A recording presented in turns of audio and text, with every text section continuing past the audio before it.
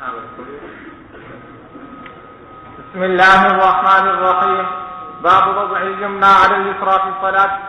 وبسند المتصل منا إلى الإمام الحافظ الحجة أمير المؤمنين في الحديث أبي عبد الله محمد بن إسماعيل بن إبراهيم بن المغيرة بن بردزبة الجعفي البخاري رحمه الله تعالى ومتعنا بعلومه وفيوضه وبركاته آمين.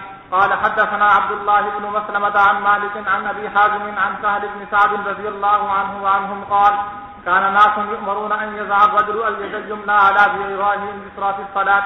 وقال أبو حازم لا أعلمه إلا ينمي ذلك إلى النبي صلى الله عليه وسلم. قال إسماعيل ينمى ذلك ولم يقل ينمي.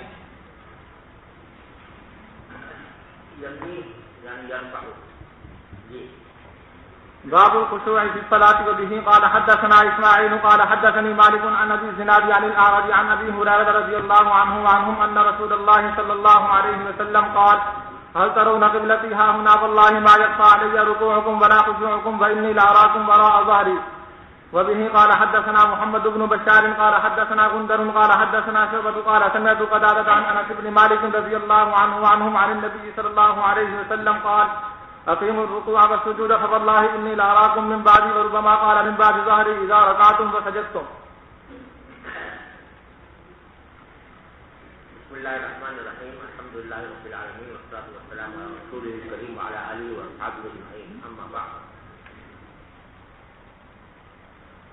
یہ حدیث پہلے بھی گزر گئی ہے اور یہاں لانے کا منشا یہ ہے کہ نبی کریم صلی اللہ علیہ وسلم نے حدیث میں خشوع کی تاکید فرمائی کہ نماز میں خشوع کی آتی ہے. خشوع کا ایک درجہ جو ہے وہ تو فرض ہے, اس کے بغیر نماز درست نہیں ہوتی. وہ ہے تکبیر تحریمہ کے وقت میں نیت کا صحیح ہونا جو میں نماز پڑھ رہا ہوں. یہ درجہ تو فرض ہے, اس کے بغیر نماز نہیں ہوتی. اس کے بعد ایک درجہ ہے جو مطلوب ہے نماز میں, اور وہ یہ کہ آدمی کی توجہ نماز کی طرف ہو. دو لفظ استعمال ہوتے ہیں, خشوع اور خضوع. خضوع جو بات کا تعلق جو ہے وہ انسان کے جسم سے ہے, جس کے معنی ہوتے ہیں جھکنا, یعنی وہ اعضائے جسم کو اس حالت میں رکھے جو حالت مسنون ہے, حرکت نہ کرے بلا وجہ اور سیدھا کھڑا رہے. رکوع میں جائے تو پوری طرح رکوع کرے, سجدے میں جائے تو پوری طرح سجدہ کرے. یہ خشوع ہے. اور خشوع کے معنی ہے کہ دل کا متوجہ ہونا. اس کا آسان طریقہ یہ ہے کہ جو الفاظ زبان سے نکال رہا ہے آدمی, تو ان الفاظ کی طرف توجہ کرے. جب الحمدللہ رب العالمین کہا تو الحمدللہ رب العالمین اپنے دھیان سے کہے کہ میں الحمدللہ رب العالمین کہہ رہا ہوں. جو الفاظ زبان سے نکال رہا ہے وہ دھیان سے نکالے اور ان کی طرف اپنا خیال مرکوز کرے.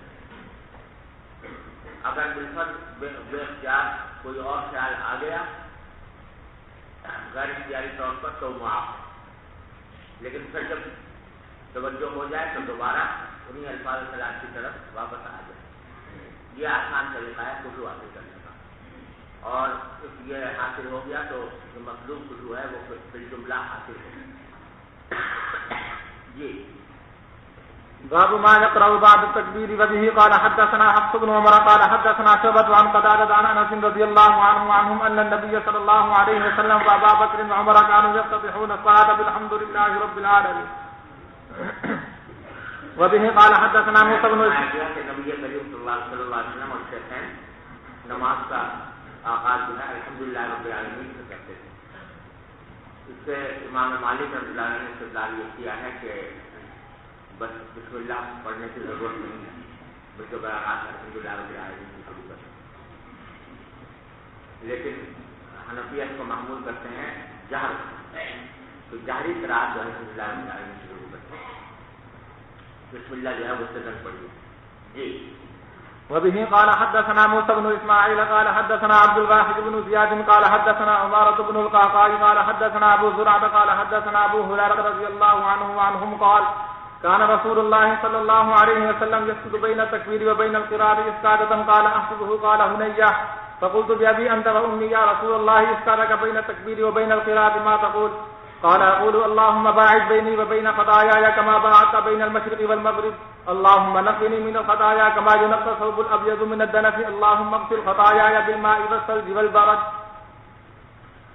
یہ حضرت ابو ہریرہ رضی اللہ عنہ فرماتے ہیں کہ رسول کریم صلی اللہ علیہ وسلم خاموش رہتے تھے تکبیر کے درمیان اور قرات کے درمیان اس کا تکن تھوڑی دیر خاموش رہنا، یعنی اللہ اکبر کہنے کے بعد اور قرات شروع کرنے سے پہلے کچھ دیر نبی کریم صلی اللہ علیہ وسلم خاموش رہا کرتے تھے.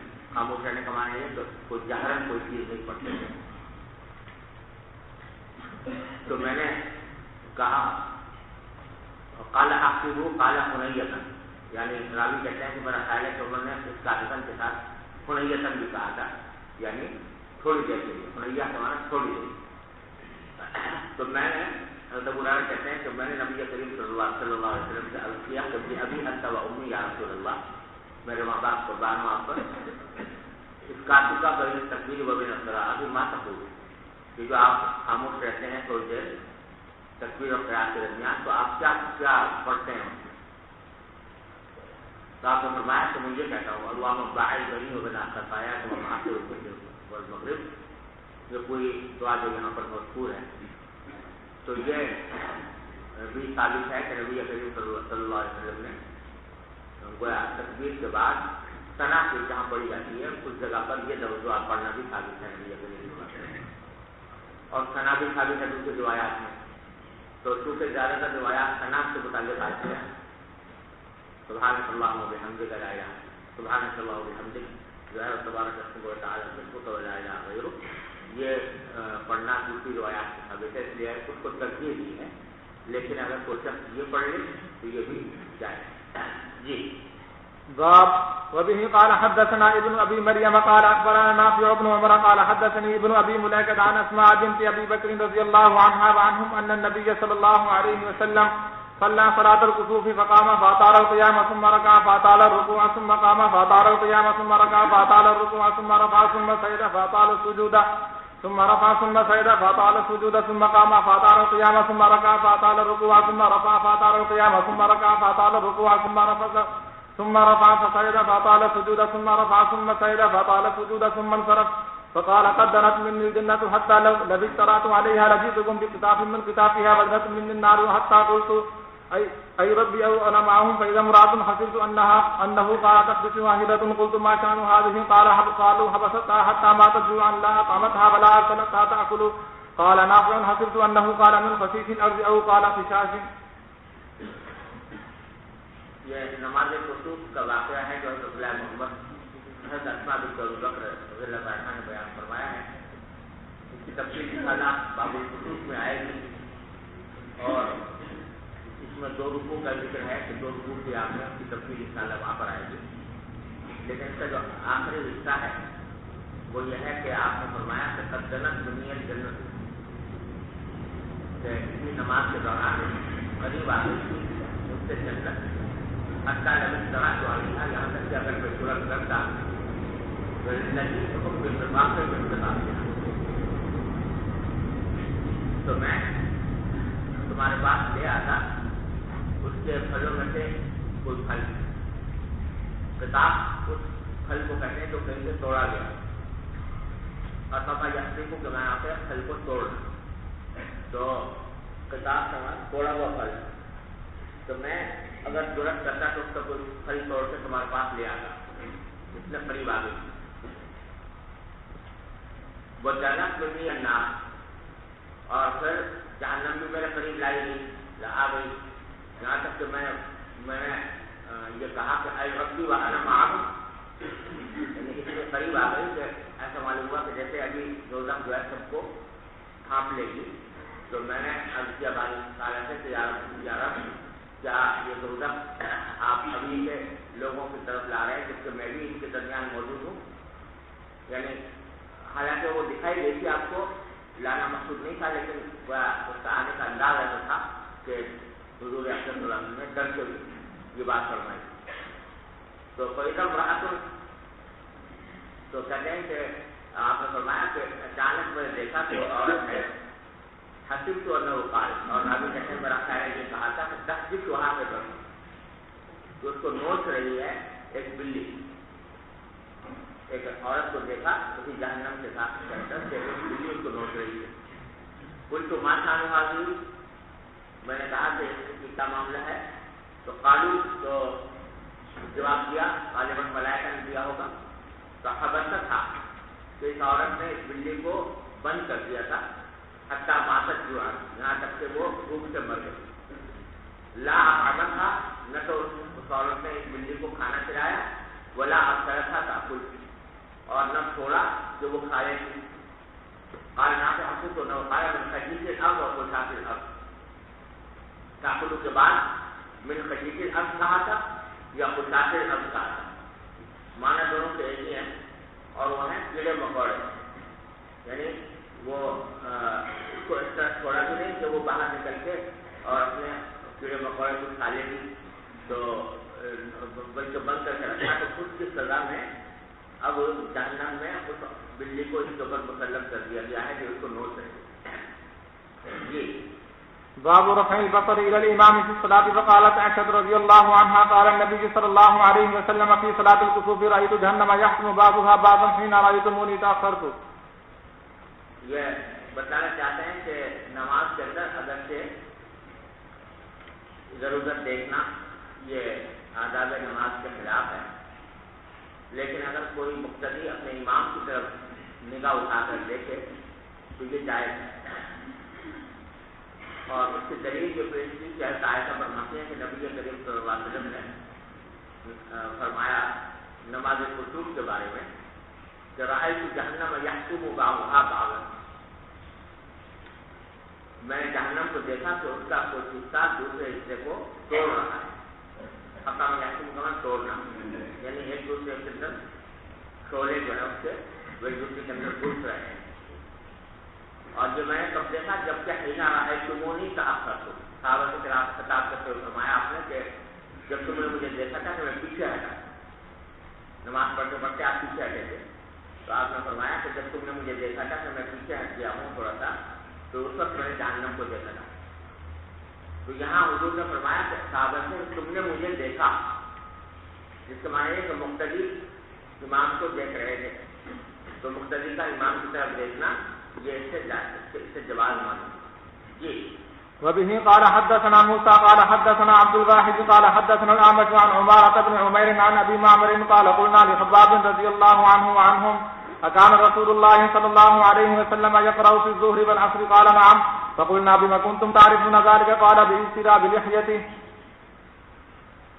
یہ ابو معمر کہتے ہیں کہ ہم نے خباب بن ارت رضی اللہ عنہ سے پوچھا کہ کیا رسول اللہ صلی اللہ علیہ وسلم ظہر اور عصر کے اندر قرات کرتے تھے؟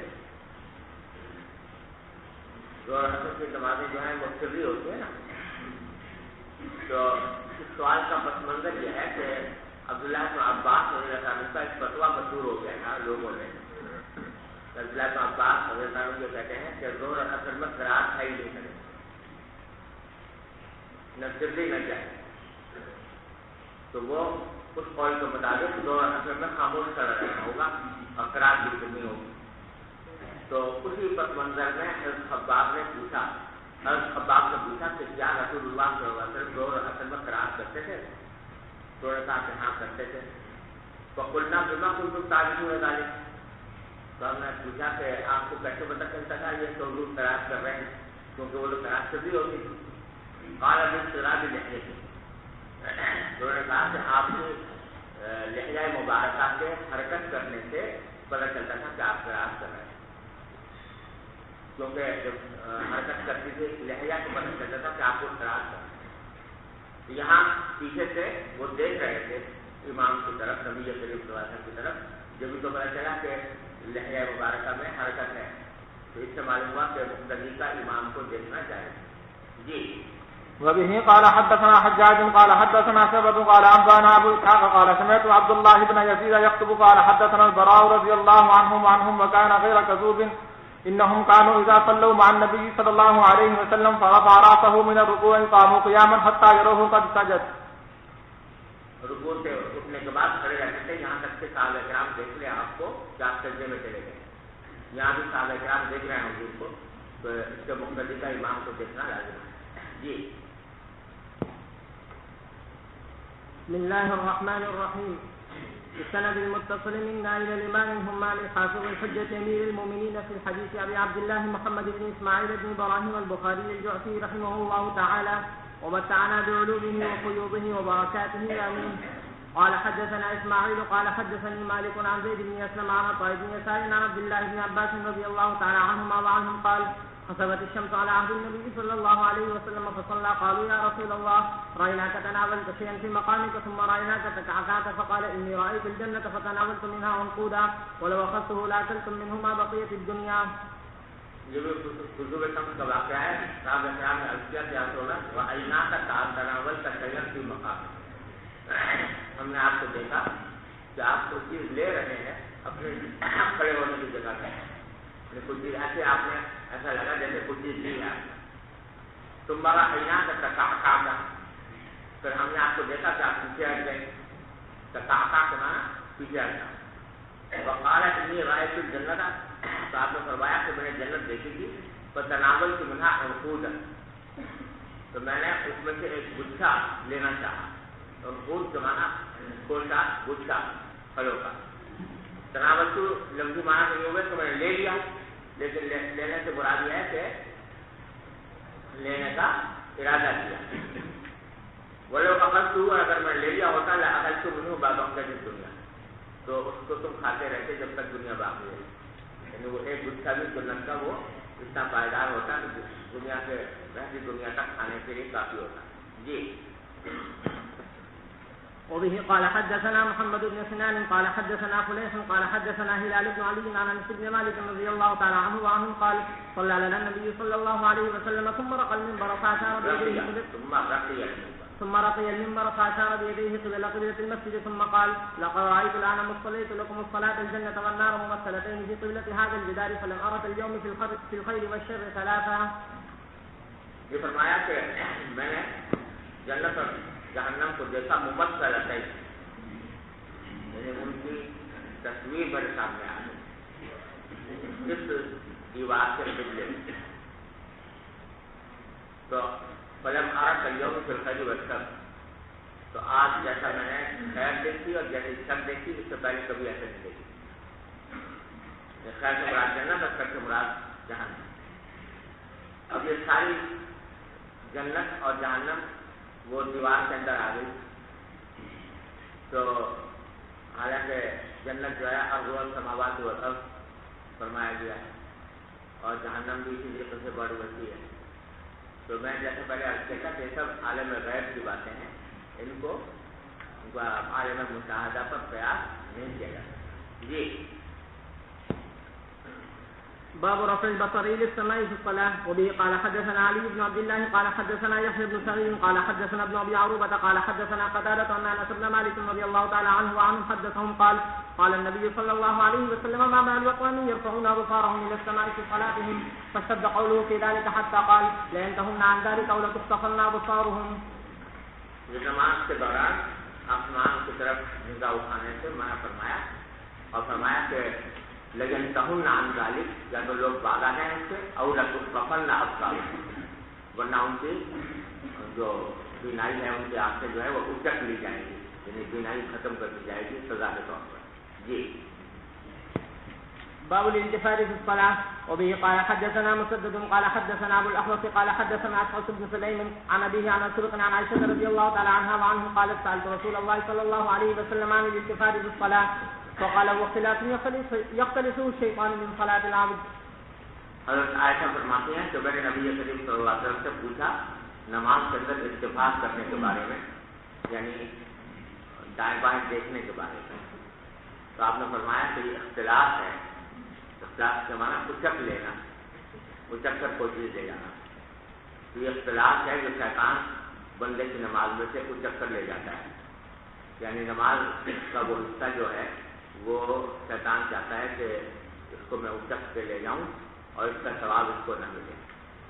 تو اس طرح کی باتیں وہ دل میں ڈالتا ہے اور اس کے نتیجے میں آدمی کی نماز جو ہے وہ کامل نہیں رہتی. مطلب یہ ہے جی. وبه قال حدثنا قتيبة قال حدثنا سفيان بن الزهري عن عروة عن عائشة رضي الله تعالى عنها وعنهم أن النبي صلى الله عليه وسلم صلى في خميصة لها أعلام فقال شغلني أعلام هذه اذهبوا بها إلى أبي جهل وأتوني بأنبجانية. باب هل يلتفت لأمر ينزل به أو يرى شيئا أو بساطا في القبلة. وقال سعد التفت أبو بكر رضي الله تعالى عنه فرأى النبي صلى الله عليه وسلم.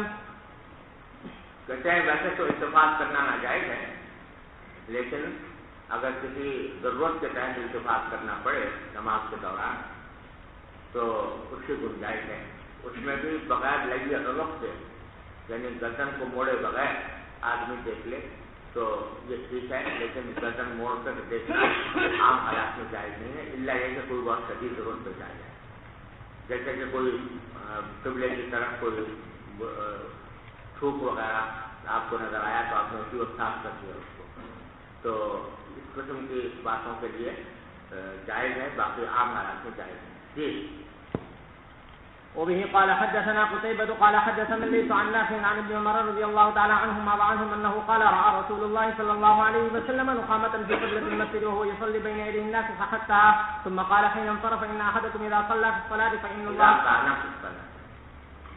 إذا كان في الصلاة فإن الله قبل وجهه فلا يتخمن أحد قبل وجهه في الصلاة. رواه موسى بن عقبة وابن أبي رواد عن نافع. وبه قال حدثنا يحيى بن بكير قال حدثنا الليث عن عقيل عن ابن شهاب قال أخبرني أنس بن مالك رضي الله تعالى عنه وعنهم قال بينما المسلمون في صلاة الفجر لم يفجأهم إلا رسول الله صلى الله عليه وسلم كشف صدر حجرة عائشة رضي الله عنها فنظر إليهم وهم صفوف وتبسم يضحك ونكص أبو بكر على عقبه ليصل له الصف فظن أنه يريد الخروج وهم المسلمون أن يفتتنوا في صلاتهم فأشار إليهم أتموا صلاتكم وأرخى السطر وتوفي من آخر ذلك اليوم. باب وجوب القراءة للإمام والمأموم في الصلوات كلها في الحضر والسفر وما يجهر فيها وما يخاطب. ہم یہاں قراءت کا مسئلہ بیان کر رہے ہیں اور پہلے تو مسئلہ یہ بیان کیا کہ قراءت واجب ہے امام کے لیے بھی اور مأموم کے لیے بھی تمام نمازوں. مقتدی کے لیے واجب ہے، اس کے لیے آگے حضرت عبادہ میں شامل کی حدیث لا رہے ہیں اللہ کی کتاب جو عبادت کی کتاب. اس سے امام بخاری کا مسئلہ کیا ہے کہ مقتدی کو بھی فاتحہ پڑھنی چاہیے.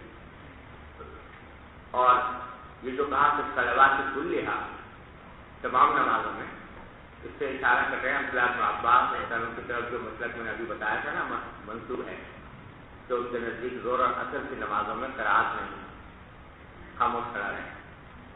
تو اس کی تردید کر رہے ہیں کہ نہیں، نمازوں میں تمام نمازوں میں قراءت کرنا واجب ہے، اور پھر حضر میں بھی واجب ہے اور سفر میں بھی واجب ہے. اور پھر یہ بتانا مقصود ہے کہ کن نمازوں میں جاہر کیا جائے گا اور کن میں مخافتہ یعنی سرنا نماز پڑھی جائے گی. جی. وبه قال حدثنا موسى قال حدثنا أبو عوانة قال حدثنا عبد الملك بن عمير عن جابر بن سمرة قال شكا من كوفة سعدا إلى عمر فعزله واستعمل عليهم عمارا فشكوا حتى ذكروا أنه لا يحسن يصلي فأرسل إليه فقال يا أبا إسحاق إن هؤلاء يظنون أنك لا تحسن تصلي فقال أنا والله فإني كنت أصلي بهم صلاة رسول الله صلى الله عليه وسلم ما أقوم عنها أصلي صلاة العشاء فأرقد في الأولين وأوقف في الأخرين قال ذاك الظن بك يا أبا إسحاق فأرسل معه رجل يا أبا إسحاق فأرسل معه رجلا ورجالا إلى الكوفة يسأل عنه أهل الكوفة ولم يدع مسجدا إلا سأل عنه ويثنون عليه معروفا حتى دخل مسجدا لبني عبس فقام رجل منهم يقال له أسامة بن قتادة ابن أبا سعدة فقال أما إذ نشدتنا فإن سعدا كان لا يسير بالسرية ولا يقسم بالسرية ولا يعدل في القضية. قال سعد أما والله لا أدغن بثلاث اللهم إن كان عبدك هذا كاذبا قام رياء وسمعة فاطل عمره واطل فقره وعرضه بالفتن. وكان بعض إذا سئل يقول شيخ كبير مفتون أصابتني دعوة سعد. قال عبد الملك فإني رأيته بعد قد سقط حاجباه على عينه من الكبر وأنه لا يتعرض للجوار في الطرق يغمزهم.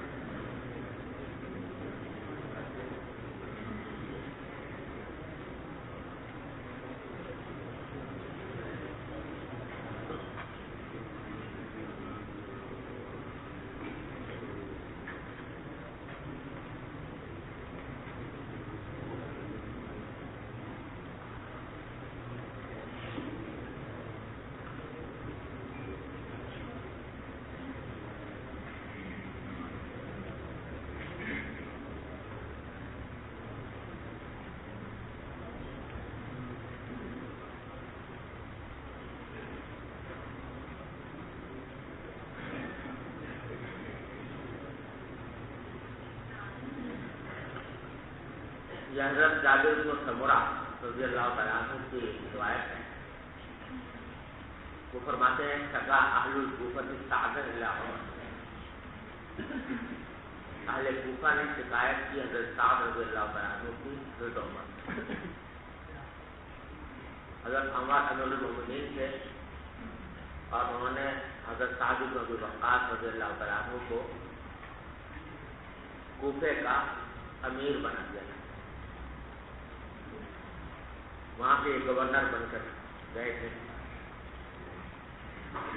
کوفے والوں کا حال شروع سے یہ تھا کہ وہ ہر آنے والے گورنر کو پریشان کرتے تھے. یہاں تک کہ یہ مقولہ مشہور ہو گیا تھا کہ کوفی جو لاجو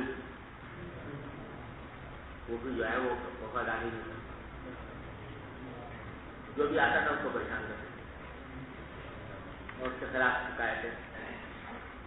اب آپ اندازہ کرو کہ سعد بن ابی وقاص رضی اللہ تعالیٰ عنہ عشرہ مبشرہ میں سے ہیں, سابقین اولین میں سے ہیں, فاتح ایران ہیں.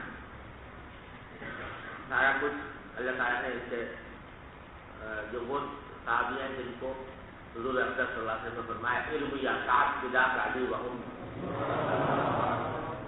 تو اتنے ذل القدر صحابی ہیں, ان کو بھی نہیں بخشا اور ان کی شکایتیں کی حضرت عمر نے.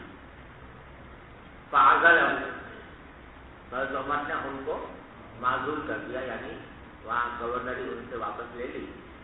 واستعمل علیہم عمار, اور ان کے بدلے میں حضرت عمار بن یاسر رضی اللہ تعالیٰ کو عامل بنایا. تو ویسے تو حضرت فاروق اعظم رضی اللہ تعالیٰ جانتے تھے کہ سعد بن ابی وقاص کے خلاف شکایتیں کی جا رہی ہیں وہ اچھی نہیں ہے, صحیح نہیں ہے. لیکن خود فاروق اعظم رضی اللہ عنہ کا طریقہ یہ تھا کہ وہ ایک عامل کو زیادہ عرصے کسی ایک جگہ پر نہیں رکھتے.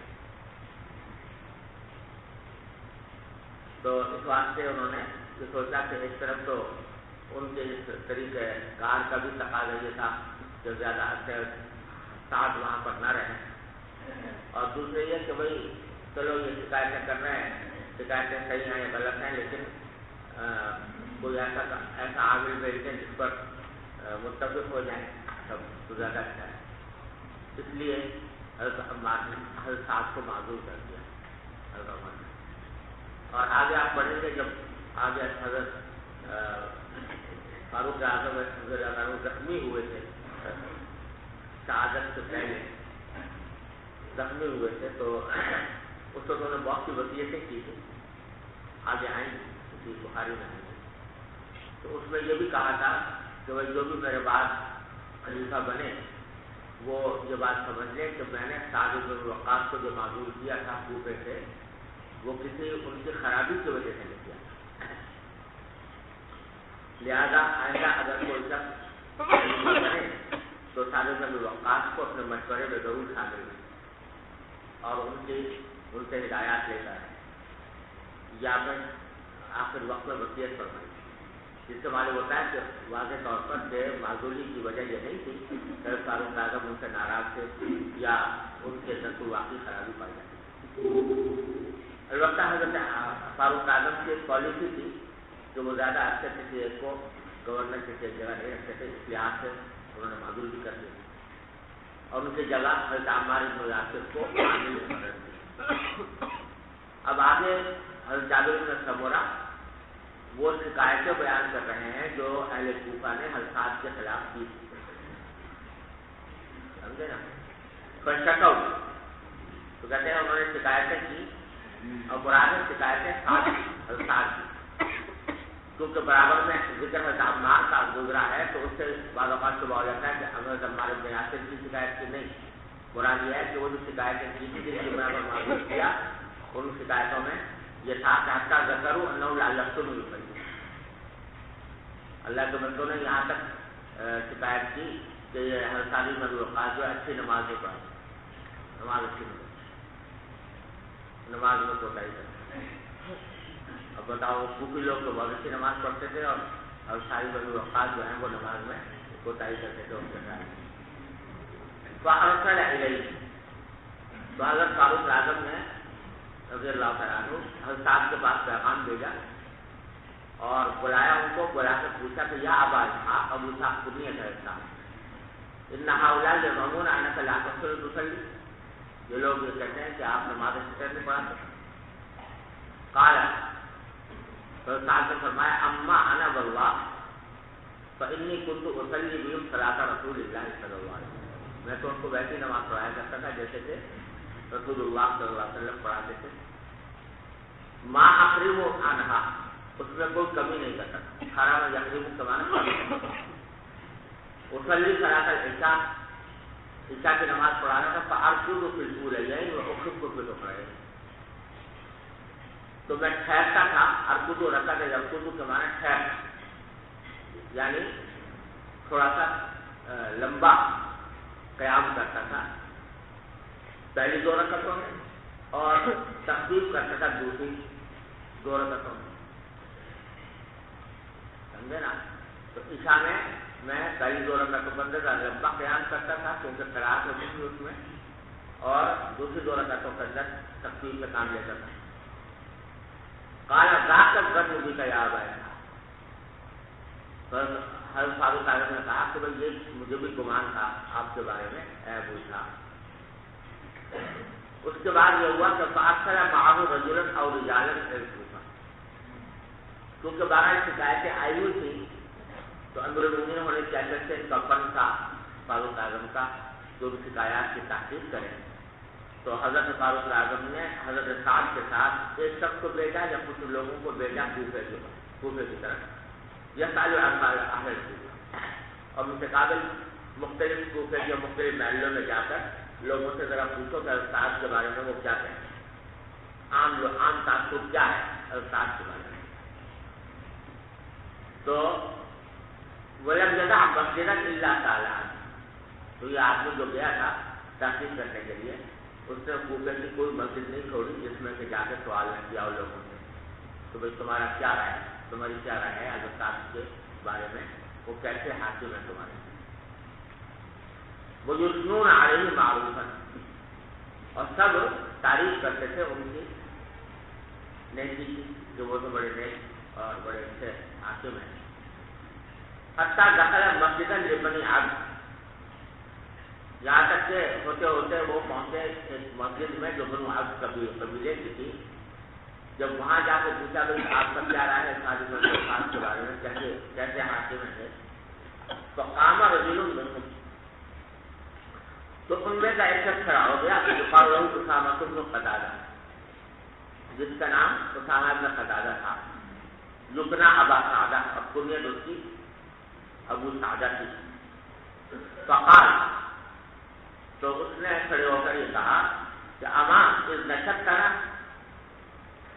دیکھو بھائی، اما ایسے موقع بولتے ہیں جیسے اردو میں دیکھو بھائی، اس نشت کرا، جب آپ نے ہم سے مطالبہ کیا ہے یا ہم اپنی رائے ظاہر کریں تو پھر ہم اپنی رائے ظاہر کر رہے ہیں. فإن سعدا كان لا يسير بالسرية ولا يقسم بالسوية ولا يعدل في القضية. تو سعد جو تھے وہ نہ تو کسی سریے میں جاتے تھے، یعنی کوئی جہاد کے لیے جو سریہ جا رہا ہوتا تھا اس میں سعد شامل نہیں ہوتے تھے، جہاد میں نہیں جاتے تھے. اب بڑا بتاؤ، جس شخص نے سب سے پہلا تیر اللہ کے راستے میں سے پھینکا، یاد ہے نا، سب سے پہلا تیر جو ہے سعد بن وقاص میں چلایا اللہ کے راستے میں، اس کے بارے میں کہہ رہے ہیں جہاد نہیں کرتے ہوئے. لا يسير بالسرية ولا يقسم بالسوية، اور تقسیم نہیں کرتے برابری کے ساتھ، یعنی مال غنیمت جو ہے اور بیت المال کے اموال کو وہ انصاف کے ساتھ اور برابری کے ساتھ تقسیم نہیں کرتے بلکہ اس میں غلط کرتے ہیں. ولا يعدل في القضية، اور جو قضیہ یا مقدمہ ان کے سامنے آئے تو اس میں انصاف سے کام نہیں لیتے. سمجھے بھائی؟ اس آدمی نے یہ کھڑے ہو کر یہ شکایت کی، بھائی ذرا بند کر دے رہے ہیں پنکھا. تو اور معلوم ہوتا ہے کہ سجا کرنے کا شوق تھا. تو 3 جملے ایسے ہیں. قال سعد، تو سعد بن ابی وقاص نے اس کے جواب میں کہا امام اللہ لأدعون بالصلاۃ، تو نے 3 باتیں میرے بارے میں کہی ہیں تو میں تمہارے بارے میں بھی 3 دعائیں کرتا ہوں، مثبت جو ہے. اور دعا یہ تھی کہ اللہم ان کان عبدک ھذا کاذبا قام ریاء وسمعۃ، اے اللہ اگر آپ کا یہ بندہ جھوٹا ہے اور صرف دکھاوے کے لیے اور شہرت کے لیے کھڑا ہوا ہے، 2 شرطیں لگا بس دعا کے لیے. حالانکہ دل دکھایا تھا اس نے، ایسے وقت میں آدمی بے ساختہ بد دعا کرتا ہے، لیکن یہ صحابی ہیں،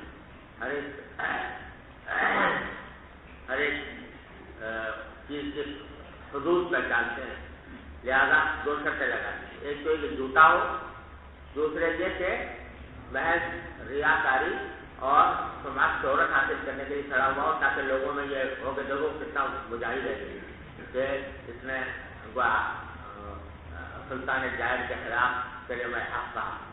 تو اگر یہ ریا اور سماج کے لیے کھڑا ہوا ہے، جھوٹا ہے، تو میں بد دعا کرتا ہوں فَأَقِلْ عُمْرَهُ وَأَقِلْ فَقْرَهُ وَأَعْرِضْهُ بِالْفِطْرِ، کہ اللہ اس کی عمر لمبی کیجیے اور اس کا فقر بھی لمبا کیجیے. یہ فقر لمبی عمر ہو لیکن فقر و فاقے میں گزارے. وَأَعْرِضْهُ بِالْفِطْرِ، اور اس کو نشانہ بنا لیجیے فتنوں کا، یہ فتنوں میں پڑھ کر زندگی گزارے. سمجھ گئے؟ چنانچہ سعد بن ابی وقاص کی دعا اس شخص کے بارے میں قبول ہوئی. بڑی عمر پائی، اس نے برا ہو گیا تھا بالکل پھسٹ. وَكَانَ بَعْضُ إِذَا سُئِلَ يَقُولُ، آگے آ رہا ہے کہ اس کی اتنی عمر ہوئی تھی کہ اس کی جو بھویں ہیں وہ لٹک کے آنکھوں پہ آ گئی، لمبی عمر کی وجہ سے. تو جب اس سے پوچھا جاتا کہ تمہاری حالت کیسے ہوئی تو کہا جاتا تھا تو وہ کہتا تھا شیخ کبیر مفتون اصابتنی دعوت السلام، تو میں ایک ایسا بوڑھا ہوں جو بڑی عمر ہو گئی ہے، مفتون فتنے میں مبتلا ہوں اور مجھے سعد کی بد دعا لگ گئی. قال عبد الملک، یہ راوی عبد الملک ابن عمیر کہتے ہیں تو فانا رأیتہ بعد، میں نے خود دیکھا اس کو بعد میں کہ قد سقط حاجبہ علی عینہ، اس کی بھویں جو ہیں وہ اپنی آنکھ پر آ پڑی تھی، یعنی کھال لٹک گئی تھی، اس کے ذریعے میں بھویں جو ہیں آنکھ پر آ گئی تھی. میں کبر، بڑھاپے کی وجہ سے اس حالت میں بھی وَإِنَّهُ لَتَعْجَبُ لِلْجَوَارِ بِالطُّرُقِ، اور اس حالت میں بھی وہ جو کنیزیں لڑکیاں راستے میں چلتی تھی تو ان کو پھیرتا تھا، ان کے سامنے آ جاتا تھا، ایک آپ لوگوں میں سامنے آ جاتا تھا جب دوننا، اور ان کی چپکیاں لیا کرتا تھا، انہیں پھیرتا تھا باوجود اتنے بڑھاپے ہونے کے. تو وہ جو دعا کی تھی کہ اللہ اس کو فتنے میں مبتلا کرے، اس فتنے میں مبتلا ہو گیا اللہ سے. سمجھ گئے بھائی؟ اس میں اس حدیث میں جو جس وجہ سے یہاں لائے ہیں وہ ہے کہ انہوں نے فرمایا کہ میں عشاء کی نماز پڑھتا ہوں تو اس میں پہلی 2 رکعتوں میں رکوع کرتا ہوں، یعنی ذرا نسبتاً لمبا قیام کرتا ہوں، اور دوسری رکعتوں میں تخفیف سے کام لیتا ہوں. تو یہاں عشاء کی نماز میں قرات کرنا ثابت ہے.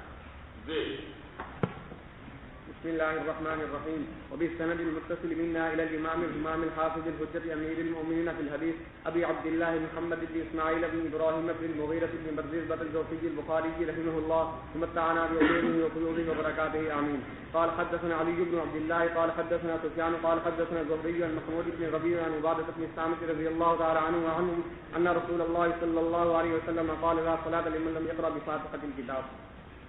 اس حدیث کو لانے سے ترجمہ الباب کا جو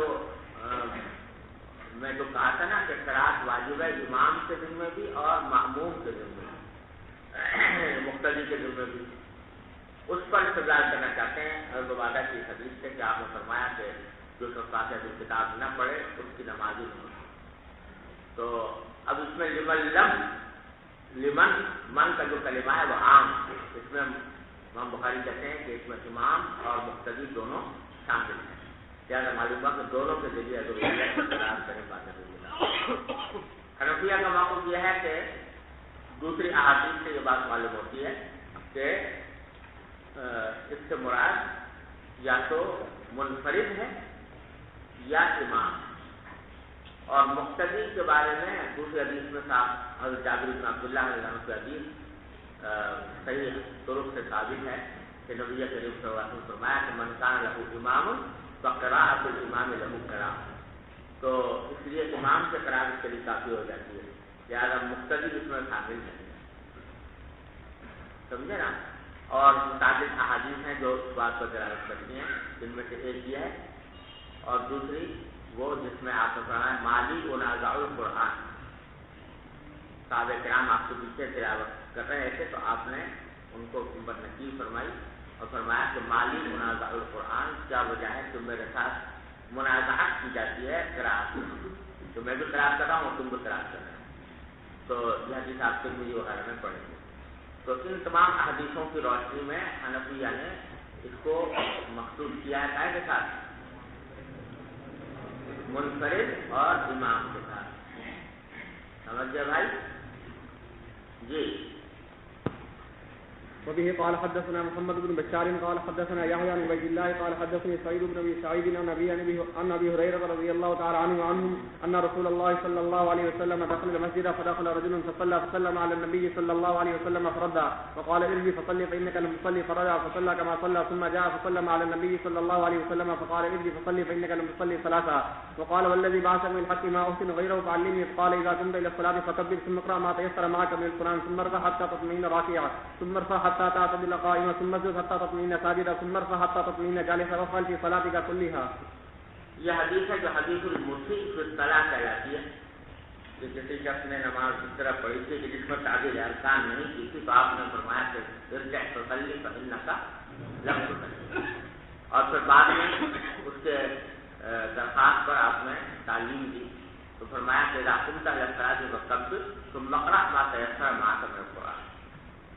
تکبیر کہو اور پھر جو کچھ تمہیں آسانی سے پڑھ سکو وہ تلاوت کرو. تو یہی جملہ ہے جس کی وجہ سے یہاں اس باب میں کھلائے کیونکہ اس میں آپ نے قرات کو واجب قرار دیا. جی. باب القراءة في الظهر. وبه قال حدثنا ابو النعمان قال حدثنا ابو عوان بن عبد الملك بن عمير بن جابر بن سمرة رضي الله تعالى عنه وعنه قال صاد كنت اصلي بهم صلاة رسول الله صلى الله عليه وسلم الصلاة الى العشاء الى اخر منها كنت اركض في الاوليين واهدم في الاخرين فقال عمر ذلك ظن بك. یہ وہی حدیث ہے جو انصار والی گزری ہے. اب یہ لیکن باب تو اس پر قائم کیا ہے قرات الظہر کا، لیکن حضرت سعد جو کہہ رہے ہیں وہ کیا کہہ رہے ہیں؟ عشاء کی نماز جو اس کے اندر میں کمی نہیں کرتا تھا اور پہلی دو رکعتوں میں رکوع کرتا تھا، دوسرے میں مختصر پڑھتا تھا. تو بظاہر اس کا کوئی تعلق ظہر کی نماز سے ظہر کی قرات سے نظر نہیں آتا. لیکن شاید امام بخاری کا منشا یہ ہے کہ یہ جو عشاء کے بارے میں حکم دیا حضرت سعد نے تو وہ ہر رباعی نماز کے اوپر صادق آتا ہے. ہر وہ نماز 4 رکعتوں والی ہے. عشاء والی نماز بھی 4 رکعتوں کی ہے تو ظہر کی بھی 4 رکعتوں والی ہے. لہٰذا جو حکم عشاء کی نماز کا ہے وہی ظہر کی نماز کا بھی ہے قرات کا. جی. وبه قال حدثنا ابو نعيم قال حدثنا شيبان عن يحيى بن عبد الله بن ابي قتادة عن ابي رضي الله تعالى عنه وعنه قال كان النبي صلى الله عليه وسلم يقرأ في الركعتين الاوليين من صلاة الظهر بفاتحة الكتاب وسورتين يطول في الاولى ويقصر في الثانية ويسمع الآية احيانا وكان يقرأ في العصر بفاتحة الكتاب وسورتين وكان يطول في الاولى وكان يطول في الركعة الاولى من صلاة الصبح ويقصر في الثانية. یہ حضرت ابو قتادہ فرماتے ہیں کہ نبی کریم صلی اللہ علیہ وسلم نماز ظہر کی پہلی 2 رکعتوں میں قرات کرتے تھے سورہ فاتحہ اور 2 سورتیں، یعنی ایک سورت ایک رکعت میں اور دوسری سورت دوسری رکعت میں. پہلی رکعت میں ذرا طویل ہوتی تھی قرات اور دوسری میں کم ہوتی تھی. پہلی میں طویل ہونے کی وجہ نبی یہ کہتے ہیں کہ اس میں سبحان اللہ بھی ہے، عبد اللہ بھی ہے، عبد اللہ بھی ہے، یہ سب کچھ ہے. اس واسطے گزار رہی ہوتی تھی. ورنہ قرات کی مقدار نفیہ کے نزدیک تمام دونوں رکعتوں میں برابر ہی ہے. اور سوائے فجر سے تو فجر کے اندر پہلی رکعت میں قرات طویل ہو اور دوسرے میں اس کے مقابلے میں کچھ کم ہو. باقی نمازوں میں برابر. اور اس کے ذریعے حنفیہ کے نزدیک یہ ہے کہ صحیح مسلم میں روایت آتی ہے کہ نبی کریم صلی اللہ علیہ وسلم ظہر کی نماز میں تقریباً 30 آیتیں پڑھتے تھے دونوں رکعتوں میں، پہلی رکعت میں بھی 30 اور دوسری رکعت میں بھی 30۔ لہٰذا یہاں جو کریں تو پہلی میں تکبیر کرتے تھے تو تکبیر سے مراد کیا ہوئی؟ سبحانک اللہم وغیرہ جو اور دوسرے اذکار ہیں جو پہلی رکعت میں قرأت سے زیادہ ہوتے ہیں وہ مراد۔ وہ اس میں آیا تھا احیانا، کبھی کبھی کوئی آیت آپ سنا بھی دیتے، ایک آیت کا کوئی لفظ جو ہے وہ زور سے پڑھ دیا تاکہ صحابہ کرام کو پتہ لگ جائے کہ کون سی سورت پڑھ رہے ہیں۔ وہ کان یقرأ فی العصر بفاتحۃ الکتاب والسورتین وکان یکبر فی الاولیٰ وکان یکبر فی الاخری تاکہ برا مثال سمجھ وہ قصر ہوتا ہے۔ اور نماز فجر میں بھی ایسا کرتے تھے کہ پہلی رکعت میں تکبیر اور اس کے دوسرے مقام۔ تو حنفیہ کہتے ہیں کہ فجر کے اندر یہ بات ثابت ہے کہ پہلی رکعت میں قرأت زیادہ اور دوسرے مقام۔ جی وبه قال حدثنا عمر بن حفص قال حدثنا ابي قال حدثنا الأعمش قال حدثني عمارة عن ابي معمر قال سألنا خبابا رضي الله تعالى عنه وعنه كان النبي صلى الله عليه وسلم يقرأ في الظهر والعصر قال نعم قلنا بأي شيء كنتم تعرفون قال باستقراب لحيته باب القراءة في العصر وبه قال حدثنا محمد بن يوسف قال حدثنا سفيان عن الأعمش عن عمارة بن عمير عن ابي معمر قلت لخباب بن الأرث رضي الله تعالى عنه وعنه أكان النبي صلى الله عليه وسلم يقرأ في الظهر والعصر قال نعم قلت بأي شيء كنتم تعلمون قراءته قال باستقراب لحيته وبه قال حدثنا المكي بن ابراهيم عن هشام عن يحيى بن ابي كثير عن عبد الله بن ابي قتادة عن ابي رضي الله تعالى عنه وعنه قال كان النبي صلى الله عليه وسلم يقرأ في ركعتين من الظهر والعصر بفاتحة الكتاب وسورة ويسمعون الآية أحيانا باب القراءة في المغرب وبه قال حدثنا عبد الله بن يوسف قال أخبرنا مالك عن ابن شهاب عن عبيد الله بن عبد الله بن عتبة عن ابن عباس رضي الله تعالى عنهما وعنهم أنه قال إن أم الفضل سمعته وهو يقرأ المرسلات عرفا فقالت يا بني لقد ذكرتني بقراءتك هذه السورة إنها لآخر ما سمعت من رسول الله صلى الله عليه وسلم يقرأ بها في المغرب۔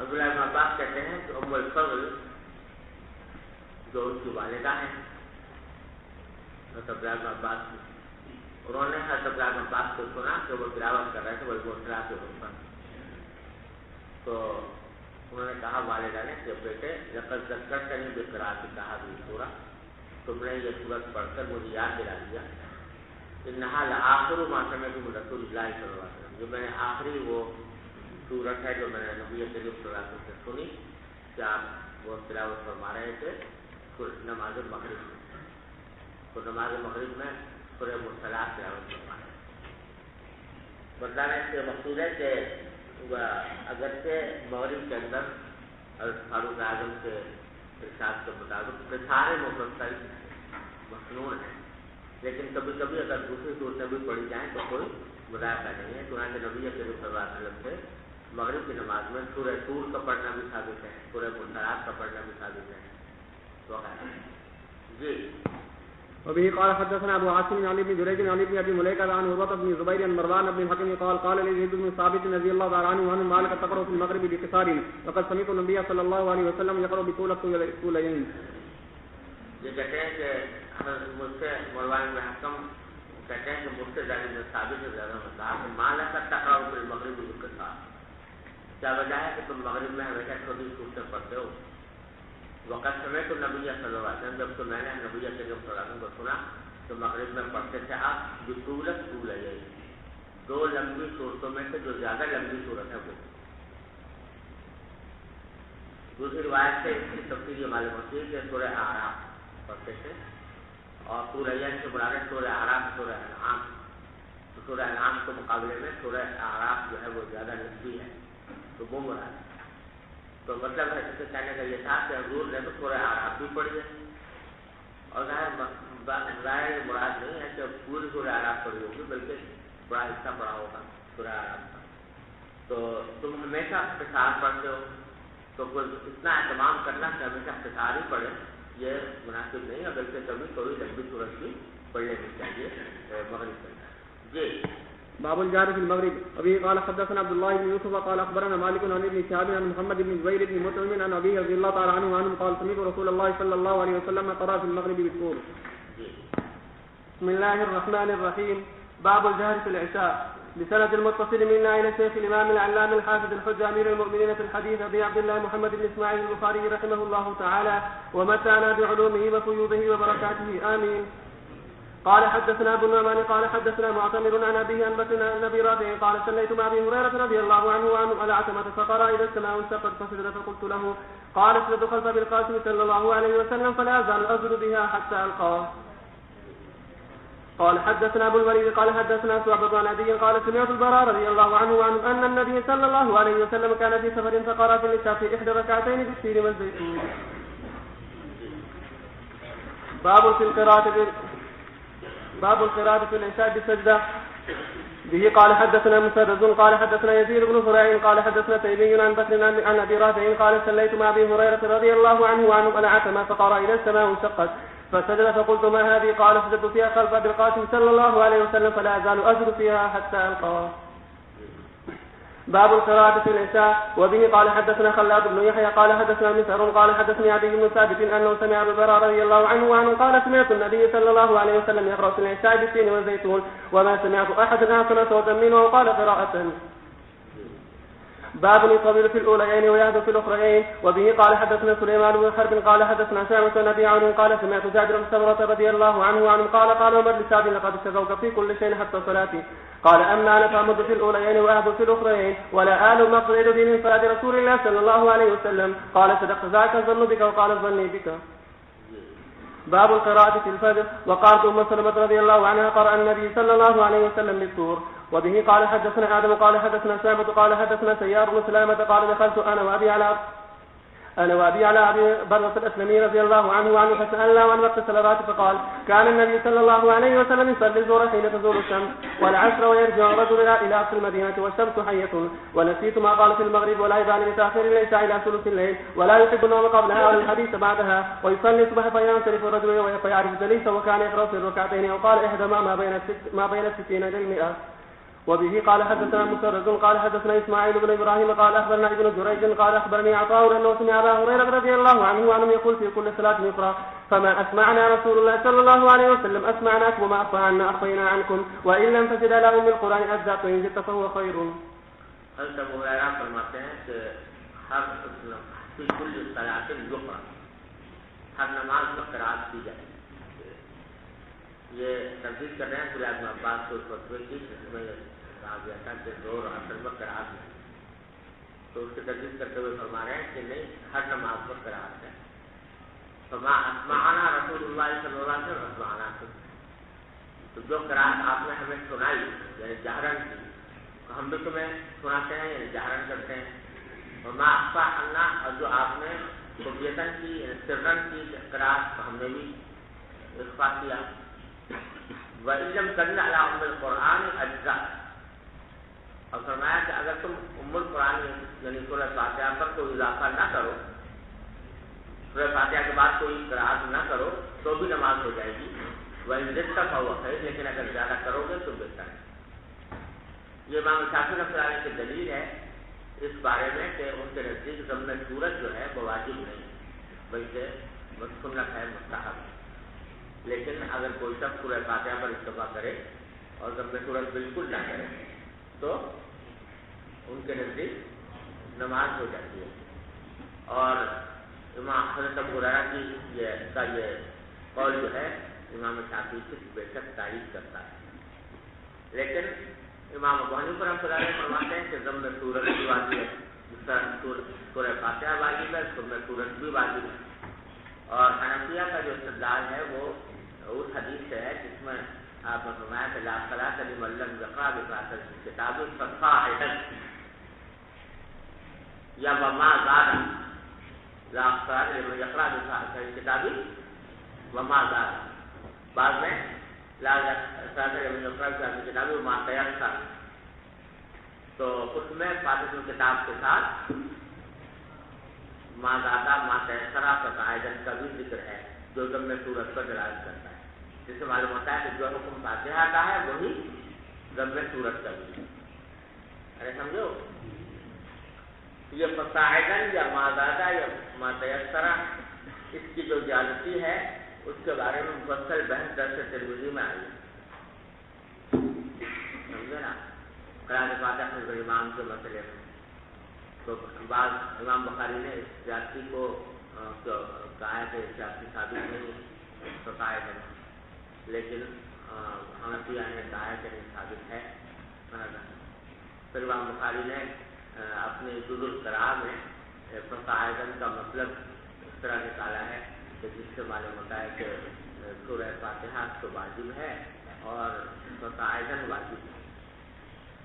اس کا بھی حنفیہ کی طرف سے شاہ صاحب کے حوالے سے جواب دیا گیا ہے. وہ بحث بڑی دلچسپ ہے اور بڑی تحقیق ہے. وہ ویسے ترمذی میں پڑھ لینا, سمجھے نا. لیکن خلاصہ یہ ہے کہ حنفیہ کی دلیل کیا ہے؟ کتابی فصاعدن سے جو رہتے ہیں نے صورت کو بیان کرنا ہے. ارے سمجھو بھائیو, چلو. باب الجهر بقراءة صلاة الفجر. وقالت أم سلمة رضي الله عنها طفت وراء الناس والنبي صلى الله عليه وسلم يصلي يقرأ بالطور. وبه قال حدثنا مسدد قال حدثنا أبو عوانة عن أبي بسر عن سعيد بن جبير عن ابن عباس رضي الله عنهما وعنهم قال انطلق النبي صلى الله عليه وسلم في طائفة من أصحابه عامدين إلى سوق عكاظ وقد حيل بين الشياطين وبين خبر السماء فأرسلت عليهم الصبح فرجعت الشياطين إلى قومهم فقالوا ما لكم؟ قالوا حيل بيننا وبين خبر السماء وأرسلت علينا الشهب. قالوا ما حال بينك وبين خبر السماء إلا شيء حدث فاضربوا مشارق الأرض ومغاربها فانظروا ما هذا الذي حال بينك وبين خبر السماء. فانصرف أولئك الذين توجهوا وتهمة إلى النبي صلى الله عليه وسلم وبنخرة عامدين إلى سوق عكاظ وهو يصلي بأصحابه صلاة الفجر. فلما سمعوا القرآن استمعوا له فقالوا هذا الله الذي حال بينك وبين خبر السماء. فهنالك حين رجعوا إلى قوم قالوا يا قومنا إنا سمعنا قرآنا عجبا يهدي إلى الرشد فآمنا به ولن نشرك بربنا أحدا.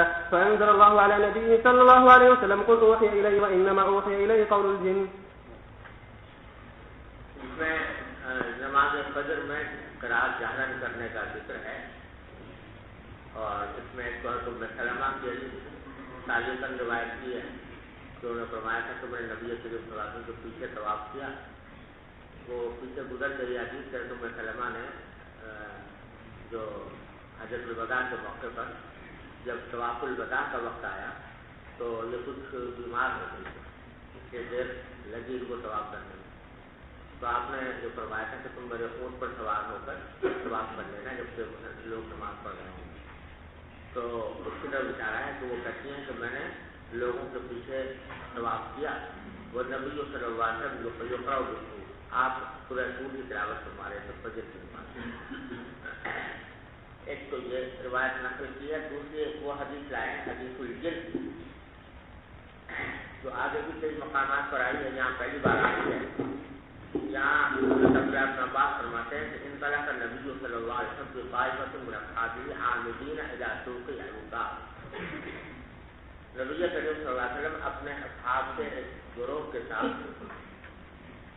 نکلے اور ارادہ تھا سوق عکاظ جانے کا. عکاظ کا میلہ لگا کرتا تھا. یہ مکہ مکرمہ طائف کے درمیان ایک جگہ تھی. وہاں پر یہ اہل جاہلیت جو ہے وہ یکم ذوالقعدہ سے 20 ذوالقعدہ تک یہ میلہ لگاتے تھے. وہ بازار بھی ہوتا تھا اور اس میں کھیل تماشے بھی ہوتے تھے اور اس میں شعر شاعری بھی ہوتی تھی, گانا بجانا بھی ہوتا تھا. تو چونکہ اہل عرب ہر طرف سے وہاں پر جمع ہوتے تھے تو نبی کریم صلی اللہ علیہ وسلم اس خیال سے کہ سارے لوگ اس جگہ جمع ہیں تو تبلیغ و دعوت کے لیے وہاں پر تشریف لے جایا کرتے تھے. تو سوق عکاظ کی طرف جا رہے تھے اور وقت حیلہ بین الشیاطین و بین خبر السماء, اور اللہ تعالیٰ نے ایک حائل پیدا کر دیا تھا شیاطین کے درمیان اور آسمان کے خبروں کے درمیان. اس کا مطلب یہ ہے کہ نبی کریم صلی اللہ علیہ وسلم کی بعثت سے پہلے شیاطین کو یہ قدرت دی گئی تھی کہ وہ آسمانوں تک پہنچ جائیں گے اور آسمان کے اندر جو فرشتے ملائے اعلیٰ میں باتیں کرتے تھے تو وہ کچھ سن لیا کرتے تھے. اب کسی فرشتے کو لگا ہے کوئی کام سونپا ہوا ہے, وہ دوسرے فرشتے سے بات کر رہا ہے کہ وہ مجھے جانے یہ کام سونپا ہے, میں کام کرنے جا رہا ہوں جو مجھے کرنا ہے بڑا وقت. تو ان شیاطین نے وہ سن لیا اور آ کر اپنے کاہنوں کو بتا دیا کہ یہ فیصلہ ہوا ہے اور یہ بات ہونے والی ہے۔ وہ کاہن جو ہے وہ عام لوگوں کو جا کے بتا دیتے تھے کہ فلاں وقت میں یہ کام ہونے والا ہے، تو لوگ سمجھ رہے کہ یہ کاہن بڑے عالم الغیب ہیں، سمجھے نا؟ یہ چکر چلتا تھا نبی کریم صلی اللہ علیہ وسلم کی بعثت سے پہلے۔ سرکار دو عالم صلی اللہ علیہ وسلم کی جب بعثت ہوئی تو اس وقت آسمانوں کو شیاطین کی ستائی سے محفوظ کر دیا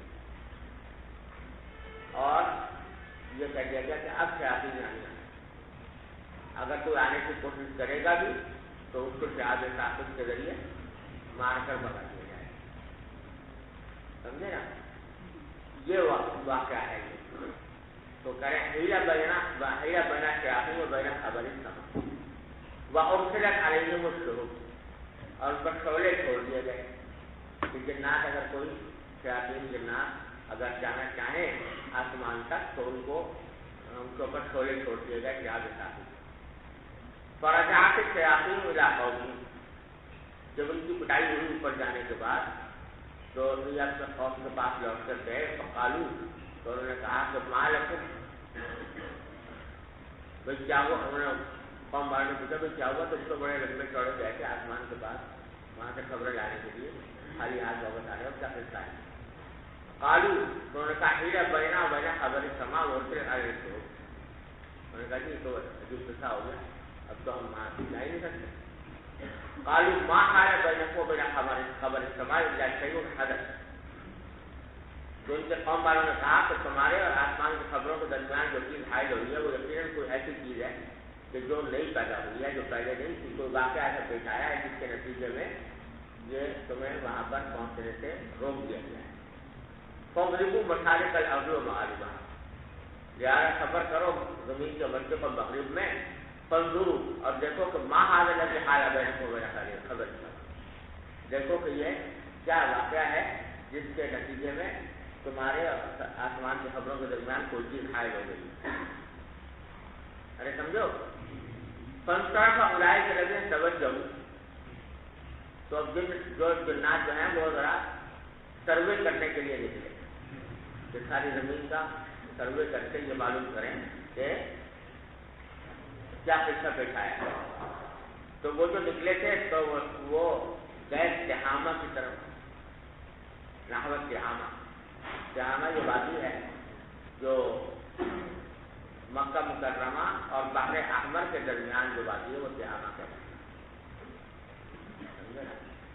تو اس تہامہ کی طرف گئے نبی کریم صلی اللہ علیہ وسلم کے بعد وہ بنخلا، اس وقت حضور اکرم صلی اللہ علیہ وسلم نخلا کے مقام پر تھے، نخلا کی جگہ ہے عامدین الی سوق عکاظ، اور آپ کا ارادہ تھا سوق عکاظ جانے کا، وہ یصلی باصحابہ صلاۃ الفجر۔ یہ جنات کی ٹولی جو ہے جو فراش میں نکلی تھی یہ گزری ایسے حالت میں جب سے آپ نماز پڑھ رہے تھے فجر کی۔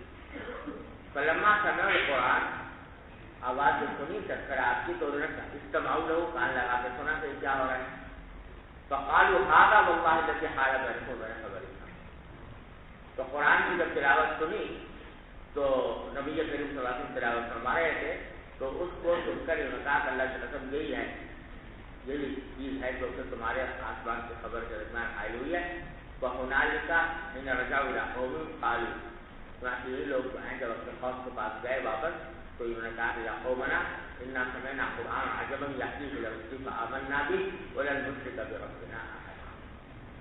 پوری سورہ جن اسی سلسلے میں نازل ہوئی۔ فأنزل الله على النبي صلى الله عليه وسلم قل أوحي إلي وإنما أوحي إليه قول الجن۔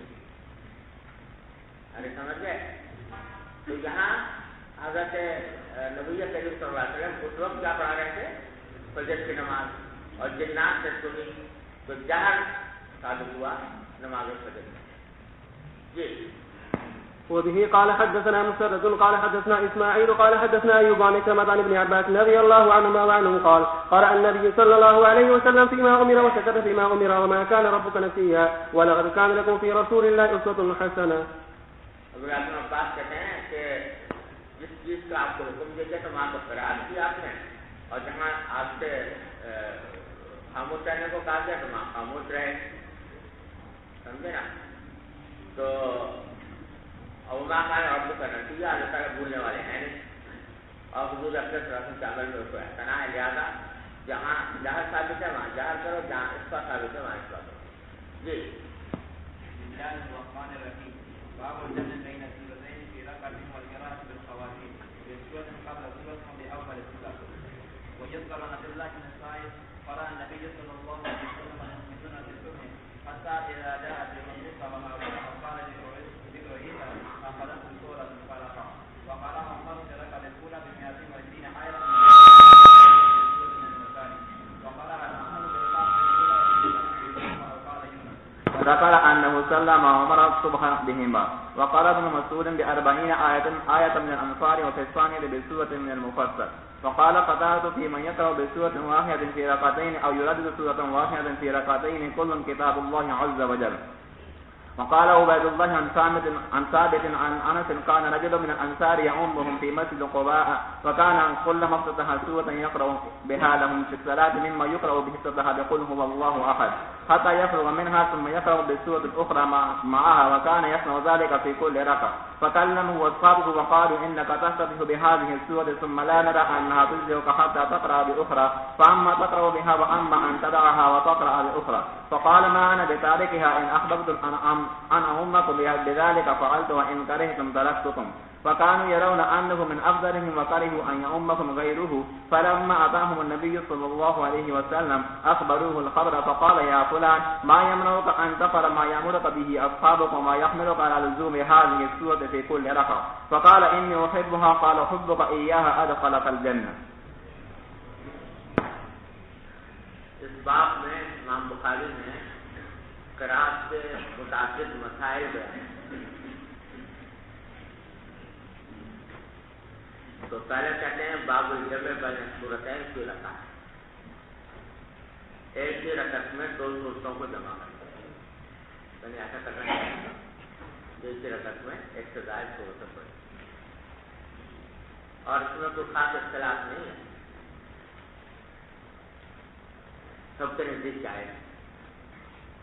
ایک ہی رکعت میں اگر کوئی آدمی دو صورتیں پڑھے ملا کر تو کوئی حرج نہیں. والقراءۃ بالخواتیم، اور کسی سورت سے بالکل آخری آیات کو کوئی نہ پڑھے، خواتین ہے، شروع سورت سے نہ پڑھے بلکہ آخری حصہ پڑھے، جو بھی جائز. اور اس سے تردید کر رہے ہیں امام احمد بن حنبل کی ایک روایت. امام احمد بن حنبل رحمۃ اللہ علیہ سے ایک روایت یہ ہے، وہ کہتے ہیں کہ نماز میں کسی سورت کا بالکل آخری حصہ پر اتفاق کرنا ہے.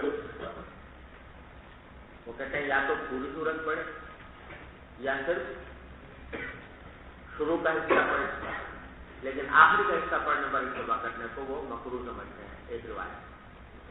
تو یہ تردید مقصود ہے کہ نہیں، اگر کوئی صرف آخری حصہ بھی پڑھے تو کوئی نہیں.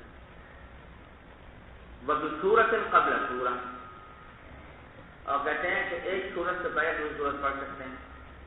مراد ایسے ترتیب کے خلاف پڑھنا، ترتیب کے خلاف پڑھنا یعنی ترتیب جو ہے مصحف عثمانی کی وہ یہ ہے نا کہ قل یا ایھا الکافرون پہلے اذا جاء بعد میں ہے نا. کوئی شخص اگر اس سے پہلے اذا جاء پہلی رکعت میں پڑھے اور قل یا ایھا الکافرون بعد میں پڑھے تو ترتیب کے خلاف. ہمارے یہاں حنفیہ، شافعیہ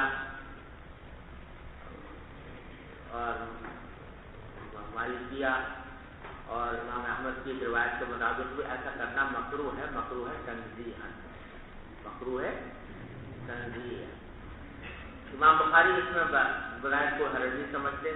وہ کہتے ہیں کوئی حرج نہیں ہے اس واسطے کہ سارا قرآن ہے اور ایک سورت کے بجائے دوسری ایک سورت سے پہلے دوسری سورت پڑھ لینے میں کوئی حرج نہیں. حنفیہ کہتے ہیں کہ ترتیب جو ہے مصحف عثمانی کی اس پر اجماع ہو گیا صحابہ کرام، اب اس کے خلاف پڑھنے کو میں کراہت سے کم از کم کراہت تنزیہی تو ہے. اول سورت، چوتھا مسئلہ یہ کہ صرف سورت کا ابتدائی حصہ کو سب پڑھے تو یہ بھی جائز ہے. وجود کرو عن عبداللہ بن صالح، عبداللہ بن صالح رضی اللہ عنہ سے منقول ہے کہ قرأ النبی صلی اللہ علیہ وسلم المؤمنون فی الصبح، صبح کی نماز میں آپ نے سورۃ المؤمنون سے تلاوت شروع فرمائی، حتی اذا جاء ذکر موسیٰ و ہارون او قال ذکر عیسیٰ، یہاں تک کہ جب موسیٰ اور ہارون علیہ السلام کا ذکر آیا، یا بھی ہو سکتا ہے کہ عیسیٰ علیہ السلام کا ذکر آیا تو اخذت الصعق، تو آپ کو کھانسی آ فرقہ، تو آپ کو نہیں کر دیا۔ اس سے معلومات پوری صورت پڑھنا ضروری نہیں ہے، بلکہ صورت کا ذرا حصہ پڑھ کر رکوع کر دینا چاہیے۔ ارے سمجھ رہے ہو؟ بقرہ عمر الصدقات الأولى ب120 آیت من البقرہ، اور فاروق اعظم رضی اللہ عنہ نے پہلی رکعت میں 120 آیتیں پڑھی سورہ بقرہ۔ کتنا ہوا؟ 120 آیتیں کتنی ہوگی؟ 12 پورا ہو گیا؟ 3 پاؤ تو ہو ہی گیا ہوگا۔ سورہ بقرہ کی 120 آیتیں پڑھی پہلی رکعت میں، اور دوسری رکعت میں مثانی کی ایک سورت پڑھی۔ سمجھے نا؟ مثانی ان صورتوں کو کہتے ہیں جن کی تعداد، جن میں آیتوں کی تعداد 100 سے کم، اس کو مثانی کہا جاتا ہے۔ تو دوسری رکعت میں مثانی کی کوئی صورت پڑھی، تو پہلی میں 120 پڑھی تھی، دوسری میں مثانی کی کوئی صورت پڑھی ہے جس میں 100 سے کم آیتیں تھیں۔ تو پہلی یہ جو روایت نقل کر رہے ہیں، اس سے پتا چلا کہ 120 آیتیں پڑھی سورہ بقرہ کی، انہوں نے پوری سورہ بقرہ نہیں پڑھی، بلکہ سورہ بقرہ کا شروع سے کر کے بیچ میں رکوع کر دیا۔ تو اس سے معلوم ہے ایسا کرنا چاہیے۔ وقرأ الأحنف بالكهف في الأولى وفي الثانية بيوسف، اور احنف بن قیس نے سورہ کہف کی تلاوت کی پہلی رکعت میں، اور سورہ یوسف کی تلاوت کی دوسری رکعت میں، جو سورہ یوسف کی یا سورہ یونس کی، سمجھے نا؟ اور ساتھ میں یہ بھی ذکر کیا انہوں نے کہ انہ صلی مع عمر الصبح بجمعہ، جو حضرت عمر کے ساتھ صبح کے وقت میں یہ تو انہی کے ساتھ نماز پڑھی تھی، یعنی حضرت عمر نے بھی پہلی رکعت میں سورہ کہف اور دوسری رکعت میں سورہ یونس کی تلاوت کی۔ تو یہ ترتیب کے خلاف ہوئی کہ نہیں؟ تو اس سے استدلال کر رہے ہیں ترتیب کے خلاف ہونے کے جواز میں۔ تو جمہور یہ کہتے ہیں کہ یہ کبھی کبھی بیان جواز کے لیے شاید کر دیا ہو فاروق اعظم نے ایسا، لیکن عام حالات میں ترتیب جو ہے وہ کرنی چاہیے۔ دوسری بات یہ ہے کہ حضرت عمر کے اس کرنے سے کا ایک وجہ یہ بھی ہے کہ ترتیب تو یہ ثابت ہوئی ہے کب؟ حضرت عثمان کے زمانے میں۔ تو حضرت عمر کے زمانے میں ترتیب تھی نہیں، لہذا اس کے خلاف کرنے سے کوئی مسئلہ پیدا نہیں۔ وقرأ ابن مسعود رضی اللہ عنہ ب40 آیۃ من الانفال، حضرت عبداللہ بن مسعود نے سورہ انفال کی 40 آیتیں تلاوت کی، اور دوسرے رکعت میں سبحان بسورۃ من المفصل، مفصل کی کوئی سورت تلاوت کی۔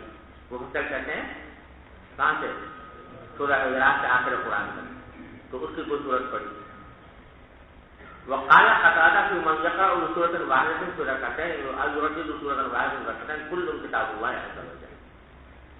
قتادہ نے کہا اس شخص کے بارے میں جو ایک ہی سورت 2 رکعتوں میں پڑھے، یعنی آدھی سورت ایک رکعت میں اور آدھی سورت دوسرے رکعت میں، اور یردد سورۃ واحدۃ فی رکعتین، یا ایک ہی سورت کو لوٹائے دوسری رکعت 2 رکعتوں میں، پہلی رکعت میں بھی پڑھی دوسری رکعت میں بھی پڑھی۔ تو حضرت قتادہ نے ان کے بارے میں کہا کل کتاب اللہ عز وجل، یہ سب اللہ کی کتاب ہے، لہٰذا ان میں سے کس طرح بھی کرنے سے کوئی حرج لازم نہیں آتا۔ جہاں تک ایک سورت کو 2 رکعتوں میں تقسیم کرنے کا تعلق ہے، اس میں تو کسی کا اختلاف نہیں، البتہ ایک ہی سورت کو دونوں رکعتوں میں پڑھنا، پہلے میں بھی کوئی پڑھی دوسری میں بھی کوئی پڑھی، اس کو مکروہ تنزیہ ہی کہا ہے، کوئی تحریم مکروہ نہیں ہے، ناجائز نہیں ہے، لیکن کراہت ہے۔ بات سمجھ گئی ہے؟ آگے ایک حدیث روایت کی ہے امام بخاری نے، وقال عبید اللہ عن ثابت عن انس، تعلیقاً روایت کر رہے ہیں حضرت انس سے کہ کان رجل من انصار، یہ حدیث بھی کئی جگہ آئے گی بخاری میں، کہ انصار سے ایک صحابی تھے یؤمہم فی مسجد قباء، مسجد قباء میں امامت کیا کرتے تھے، اور ان کا طریقہ یہ تھا کہ وکان کل مفتتح سورۃ یقرأ بها لهم فی الصلاۃ وما یقرأ به افتتاح بقل اللہ، وہی کرتے تھے کہ جب بھی کوئی سورت شروع کرتے جو نماز کے اندر پڑھی جاتی ہے تو اس کے پہلے بسم اللہ شروع قل اللہ احد سے کرتے، پہلے قل اللہ احد پڑھتے پھر وہ پڑھتے کوئی اور سورت، حتیٰ یترغ منہا جا سکتے جب فارغ ہو جاتے تو ثم یقرأ سورۃ ہوگا پھر کوئی اور سورت پڑھتے ماں وہ کان ایسا ظاہر کا بالکل یہ رکھا اور ہر رکعت میں یہ کرتے سورہ واقعہ پڑھی قل اللہ پڑھی اس کے بعد فکلمہ اصحابہ لوگوں نے ان سے بات کی قالوا انک تفتتح بہذه السورۃ آپ شروع کرتے ہیں قل اللہ احد سے ثم لا نرى انها تجزئ پھر ہم یہ نہیں دیکھتے کہ وہ آپ کے لیے کافی ہو جاتی ہے صرف سورہ قل اللہ احد پڑھتے ہوں حتیٰ تقرأ دوسرا یہاں تک کہ آپ دوسری بھی پڑھتے ہو فإما تقرأوا بها وإما تدعوا یا تو قل اللہ پڑھ کے استفا کرو یا اس کو چھوڑ دو قرآن پڑھو وہ تقرأ دوسرا تو دوسری پڑھو فقال تو انہوں نے کہا ماں ہے بے تاریخ کیا ہے تاریخ میں تو چھوڑنے والا ہوں نہیں بھائی قل اللہ پڑھتے رہوں گا حال سمجھے ہر حقیقت میں پڑھوں گا سمجھے ماں نے بھی تاریخ کیا میں چھوڑنے والا نہیں ہوں ان احببتم اؤمکم بذلک فعلت وان کرہتم ترکت اگر تم چاہو تو امامت کروں میں تمہاری اسی طرح اور چاہو تو چھوڑ دوں لیکن قل اللہ نہیں چھوڑوں گا کسی وقت سمجھے تو وہ قانون جوڑا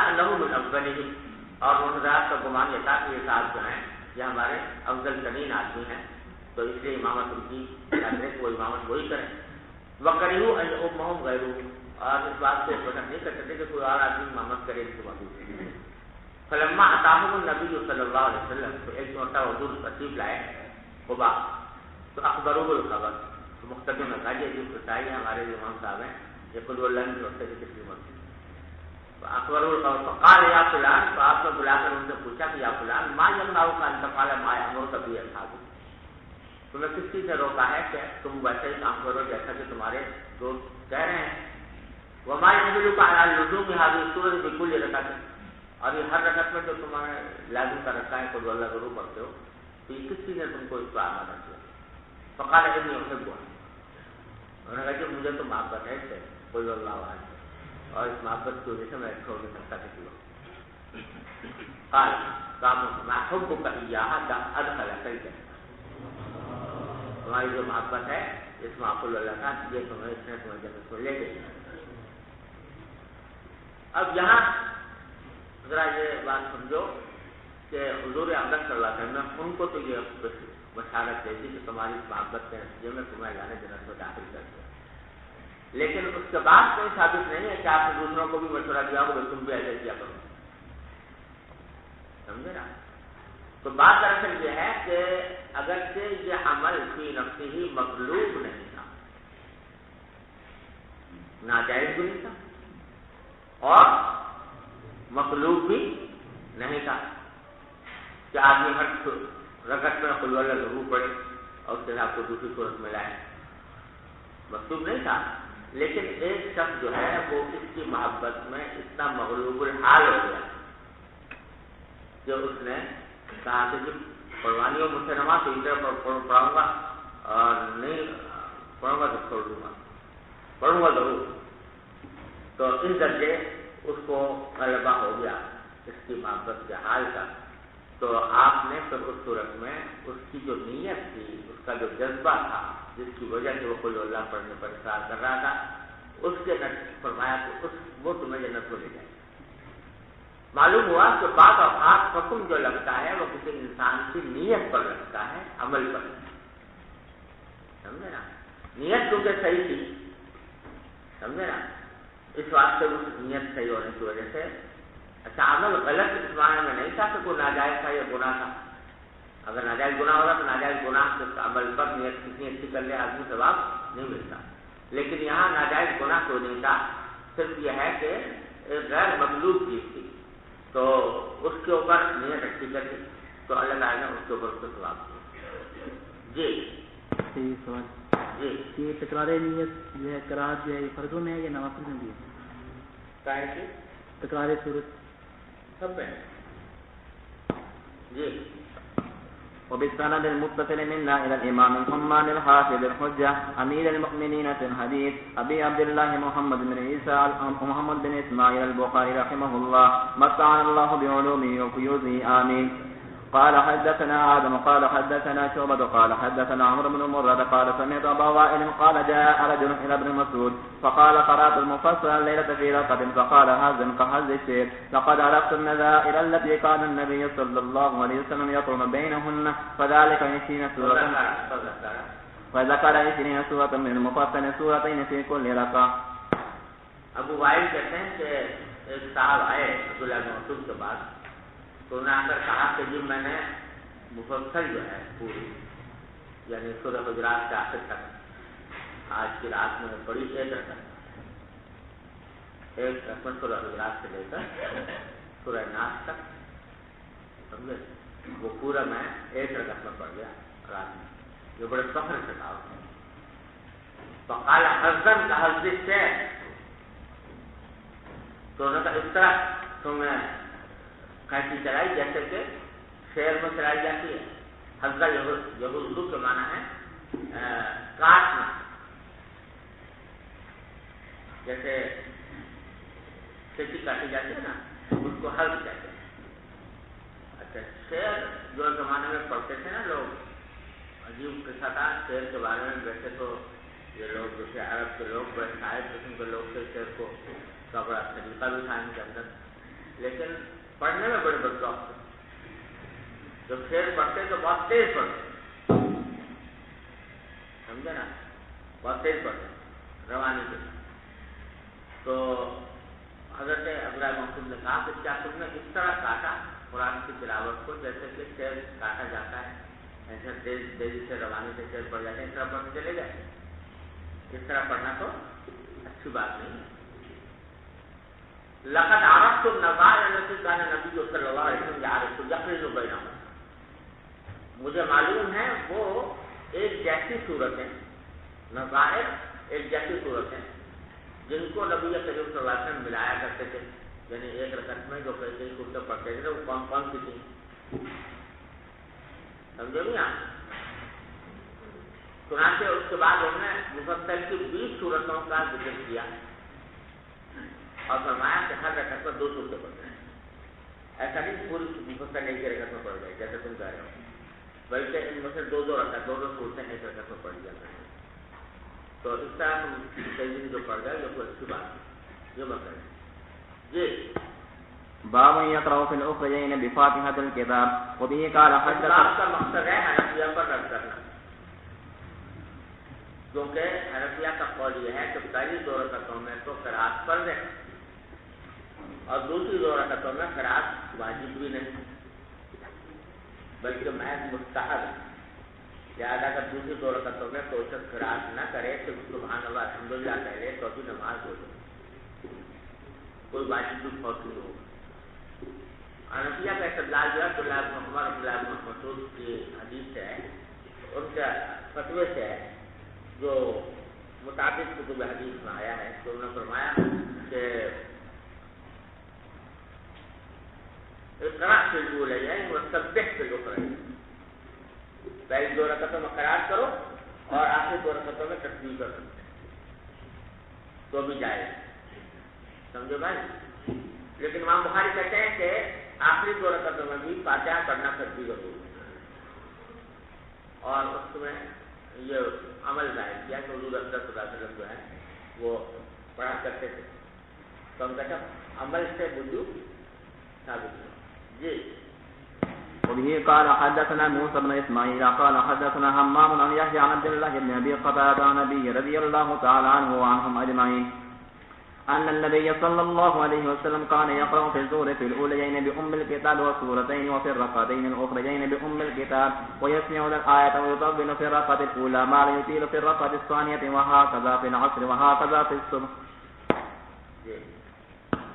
باب من خافت القراءة في الظهر والعصر. وبه قال حدثنا قتيبة قال حدثنا جرير عن الأعمش عن عمارة بن عمير عن أبي معمر قال قلنا لحباب رضي الله تعالى عنه وعنهم أكان رسول الله صلى الله عليه وسلم يقرأ في الظهر والعصر قال نعم. قلنا من أين علمت؟ قال باستلاب لحيته. باب إذا أسمى الإمام الآية وبه قال حدثنا محمد بن يوسف قال حدثنا الأوزاعي قال حدثني يحيى بن أبي كثير قال حدثني عبد الله بن أبي قتادة عن أبيه رضي الله تعالى عنه وعنهم أن النبي صلى الله عليه وسلم كان يقرأ بأم الكتاب وسورة معها في الركعتين الأوليين من صلاة الظهر وصلاة العصر ويسمع الآية أحيانا وكان يطيل في الركعة الأولى. باب يطول في الركعة الأولى وبه قال حدثنا أبو نعيم قال حدثنا هشام عن يحيى بن أبي كثير عن عبد الله بن أبي قتادة عن أبيه رضي الله تعالى عنه وعنهم أن النبي صلى الله عليه وسلم كان يطول في الركعة الأولى من صلاة الظهر ويقصر في الثانية ويفعل ذلك في صلاة الصبح. بسم الله الرحمن الرحيم. محمد کامران. بسم الله الرحمن الرحيم. باب جهر الإمام بالثاني. وقال عطاء آمين دعاء أمن ابن زبير رضي الله عنهما ومن وراءه حتى إن للمسجد للجة. وكان أبو هريرة رضي الله عنه ينادي الإمام لا تشدني بآمين. وقال نافع كان ابن عمر رضي الله عنهما لا يدعوه ويأخذهم وسمعت منه في ذلك خبرا. اس بات کا مقصود ہے آمین بالجہر کا اثبات کہ مقتدی جو ہیں وہ بلکہ امام بھی اور مقتدی بھی امام کو آمین جو کہیں وہ جہرن تو کہتے ہیں قال آقا آمین جو آؤ. یہ بات تو تمہیدی طور پر کہتی کہ آقا ابن ابی رباح کا قول یہ ہے کہ آمین جو ہے وہ دعا ہے. تو ہے دعا. آمین جو ہے جو کسی نے کہا کہ اس میں فعل ہے مان ہمیں مستجب دعا نہ ہے، لیکن صحیح بات یہ ہے کہ اس سریانی کلمہ ہے اور اس کا معنی ہے یا اللہ قبول مانگ. چنانچہ یہ اب بھی یہودی نصرانی بھی آمین ہی کہتے ہیں، سمجھے نا. یہودی جب دعا کرتے ہیں تو آمین کہتے ہیں، نصرانی بھی آمین کہتے ہیں، انگریز بھی کہتا ہے آمین. تو وہ یہ سریانی زبان کا کلمہ ہے اور یہ تورات و انجیل میں بھی آیا، قرآن میں بھی آیا. امن ابن زبیر اور براہ تجبلا ابن زبیر نے اور ان کے پیچھے جو مقتدی لوگ تھے انہوں نے آمین کہی. حتیٰ ان للمسجد للجہ، یہاں تک کہ مسجد میں گونج پیدا ہو. وکان ابو ہریرہ امام الامام، اور حضرت ابو ہریرہ جو ہیں وہ امام کو آواز دے کر کہا کرتے تھے کہ لا تفتنی بآمین، اگر بھائی میری آمین نہ چھڑوا دینا. یعنی یہ واقعہ ہے اس وقت کا جب حضرت ابو ہریرہ رضی اللہ عنہ کو مؤذن بن گیا تھا ایک موقع پہ. ابھی اذان انہوں نے دی اور نماز کو آ رہے تھے، راستے میں لوگ مل گئے، سمجھے نا. تو کوئی کچھ کہہ رہا ہے کوئی کچھ کہہ رہا ہے، اس میں دیر لگ گئی یہاں تک کہ جماعت کھڑی ہو گئی. جماعت جب کھڑی ہو گئی تو جبتے تو آواز دی تو وہ رہا ارے بھائی امام صاحب ہماری آمین نہ چھڑوا دینا، یعنی کہ ایسا نہ ہو کہ ہم پہنچے تو تم آمین پہلے کہتی ہو. وہی کہ چاہتے ہیں کہ ہم بھی تمہارے ساتھ آمین کریں. تو اس لیے کہ حضور نے فرمایا تھا کہ من وافق تعمیر و تعمیر الملائکہ وہ پھر اگر ما تقدم من ذنبہ. تو اس سے شاید امام بخاری یہ اصلاح کرنا چاہ رہے ہیں کہ وہ لوگ کہہ رہے تھے تو برا رہا کہ آمین نہ چھڑوا دینا، تو امام آمین کہتا تھا جہرن اور یہ بھی جہرن کہتے. اس واسطے بظاہر اس سے آمین بالجہر کے اوپر استدلال کرتے. وقال نافع کان ابن عمر لا يدعو، نافع کہتے ہیں کہ عبداللہ بن عمر آمین کبھی نہیں چھوڑتے تھے اور اور لوگوں کو تبدیل بھی دیتے تھے. وہ سمے تو بنو کی دالی کا خبر ہے اور اس کے بارے میں میں نے حدیث بھی سنی. ارے سمجھو بھائیو. اور مسئلہ تفصیل سے آئے گا آپ کے پاس ترمذی میں کہ حضرت وائل بن حجر رضی اللہ عنہ کی حدیث ہے جو دراصل مدار سے. حضرت وائل بن حجر کہتے ہیں کہ میں نے نبی کریم صلی اللہ علیہ وسلم کے پیچھے نماز پڑھی تو سفیان ابن عیینہ کی روایت یہ ہے، سفیان ثوری کی روایت یہ ہے کہ مدہ بہا صوتہ، اور شعبہ کی روایت یہ ہے کہ خفا بہا. حدیث ایک ہی ہے وائل بن حجر. سفیان کہتے ہیں اس میں حضرت واحد نے کہا مکہ بھی آتا ہوتا ہوں، اور شعبہ کہتے ہیں کہ خبر کا بھی آتا ہوتا ہوں۔ اب سارا مدار اس پر ہے کہ سفیان کی روایت کو ترجیح دی جائے یا شعبہ کی روایت کو ترجیح ہیں۔ دونوں بڑے بزرگ اور دونوں حدیث کے امام ہیں۔ اب دونوں شافعیہ اور حنفیہ نے زور لگایا ہے کہ شعبہ کی، حنفیہ کہتے ہیں شعبہ کی روایت راجح ہے، وہ کہتے ہیں سفیان کی روایت راجح ہے، سمجھے نا۔ حنفیہ نے شعبہ کی روایت کو راجح قرار دیا، وہ اس کی بنیاد یہ ہے کہ اولاً تو شعبہ جو ہے وہ بزرگ ہیں کہ امیر المومنین کی حدیث کہہ رہے ہیں، اور تدریس وغیرہ سے ہمیشہ متنفر رہے، ساری زندگی کا تدریس نہیں، جبکہ سفیان تدریس بھی کر جاتے ہیں کبھی۔ اور دوسری طرف ان کی جو روایت ہے وہ قرآن کریم کے دلائل سے معید ہے، کیونکہ قرآن کریم میں کہا ادعوا ربکم تضرعا وخفیا، تو آمین جو ہے وہ بھی دعا ہے، لہذا قرآن اصول کے مطابق اس کو بھی آہستہ ہونا چاہیے۔ تو چونکہ اوفق بالقرآن ہے، اس بات شعبہ کی روایت، اس بات سے حنفیہ نے اس کو کیا، ارے سمجھ گیا۔ اور اس کی تائید مختلف اور دوسرے قرائن و دلائل سے بھی ہوتی ہے۔ ایک حدیث میں رسول کریم صلی اللہ علیہ وسلم کا فرمان ہے خیر الدعاء خفی، سمجھے نا۔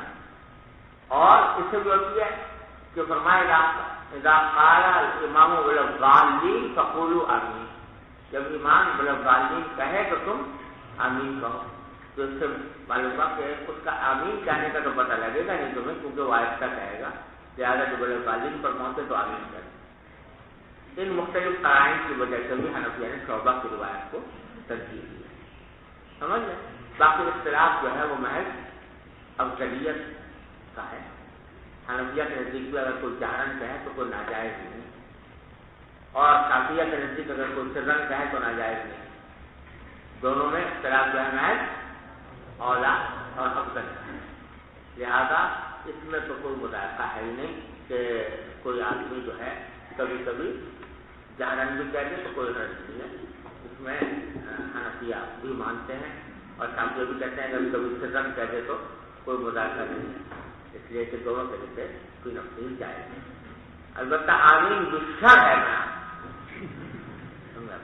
کہ جس کے نتیجے میں لوگ جو ہیں وہ کیا کریں، شر پھیلائیں اور رائے جگہ۔ چلو بسند المتسلمين إلى الإمام الهمام الحافظ الحجة أمير المؤمنين في الحديث أبي عبد الله محمد بن إسماعيل بن إبراهيم المغيرة أبي الجوكي البخاري رحمه الله ومتعنا بعلومه وفيوز وبركاته آمين. قال حدثنا عبد الله بن يوسف قال أخبرنا مالك عن ابن شهاب عن سعيد بن المسيب وأبي سلمة بن عبد الرحمن عنهما أخبره وعن أبي هريرة رضي الله عنه أن رسول الله صلى الله عليه وسلم قال إذا أمن الإمام فأمنوا فإنه من وافق تأمينه تأمين الملائكة قتل له ما تقدم من ذنبه. قال ابن شهاب وكان رسول الله صلى الله عليه وسلم يقول آمين. باب فضل التأمين. وبه قال حدثنا عبد الله بن يوسف قال أخبرنا مالك عن أبي الزناد عن الأعرج عن أبي هريرة رضي الله عنه أن رسول الله صلى الله عليه وسلم قال إذا قال أحدكم آمين وقالت الملائكة في السماء آمين فوافقت إحداهما الأخرى غفر له ما تقدم من ذنبه. باب جهد المأموم بالتأمين. وبه قال حدثنا عبد الله بن مسلمة عن مالك عن سمي مولى أبي بكر عن أبي سعيد السمان عن أبي هريرة رضي الله عنه أن رسول الله صلى الله عليه وسلم قال إذا قال الإمام غير المغضوب عليهم ولا الضالين فقولوا آمين فإنه من وافق قوله قول الملائكة غفر له ما تقدم من ذنبه. تابعه محمد بن عمرو عن أبي سلمة عن أبي هريرة رضي الله عنه عن النبي صلى الله عليه وسلم ونعيم المجمر عن أبي هريرة رضي الله عنه عن النبي صلى الله عليه وسلم. یہ باب تو قائم کیا ہے کہ مقتدی جہرن تعظیم کہے، اور حدیث میں کوئی صراحت جہر کی ہے، کہتے ہیں جب امام پر مغضوب علیہ الضالین کہے تو تم آمین کہو۔ تو قولو کو امام بخاری نے معمول کیا قولو جہرن پر، حالانکہ اس کی کوئی دلیل حدیث میں موجود ہے، بلکہ اس کے برعکس جیسا بیان کیا اس سے معلوم ہوتا ہے کہ امام جو ہے وہ آہستہ کہے گا آمین۔ تو کیونکہ غیر مغضوب علیہم ولا الضالین تک کو جب پہنچے تو کہا گیا کہ تم آمین کہو. جی باب إذا ركع دون الصف. وبه قال حدثنا موسى بن إسماعيل قال حدثنا همام عن الأعلم وهو زياد عن الحسن عن أبي بكرة رضي الله عنه أنه انتهى إلى النبي صلى الله عليه وسلم وهو راكع فركع قبل أن يصل إلى الصف فذكر ذلك للنبي صلى الله عليه وسلم فقال زادك الله حرصا ولا تعد. حضرت ابو بکرہ سے روایت ہے کہ وہ نبی کریم صلی اللہ علیہ وسلم کے پاس پہنچے جبکہ آپ رکوع میں تھے تو وہیں انہوں نے رکوع کر دیا قبل سب تک پہنچنے سے پہلے ہی. تو حضور سے بات ذکر کی گئی تو آپ نے فرمایا زادک اللہ حسن, اللہ تعالیٰ تمہیں اور اضافہ کریں, یعنی جو جلدی تم نے رکوع کر دیا سب سے پہلے وہ دراصل تم یہ چاہتے تھے کہ جلدی جلدی نماز میں شامل ہو جاؤں.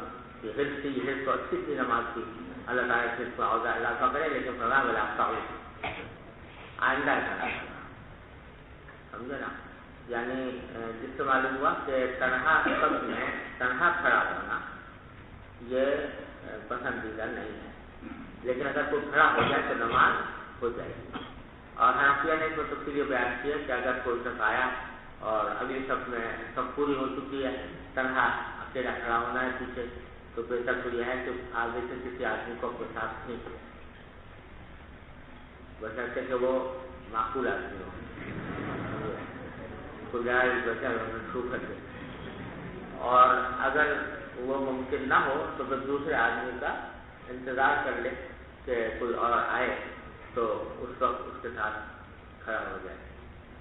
اور اگر مجبوری میں کھڑا ہو گیا تو نماز شروع ہو جائے. جی باب إتمام التكبير في الركوع. قال ابن عباس رضي الله عنهما عن النبي صلى الله عليه وسلم وفي مالك بن الحويرث وبه قال سمجھ لو یہ کہہ رہے ہیں کہ رکوع میں اتمام کرنا چاہیے. تو ذرا آگے 3 باب دیکھو.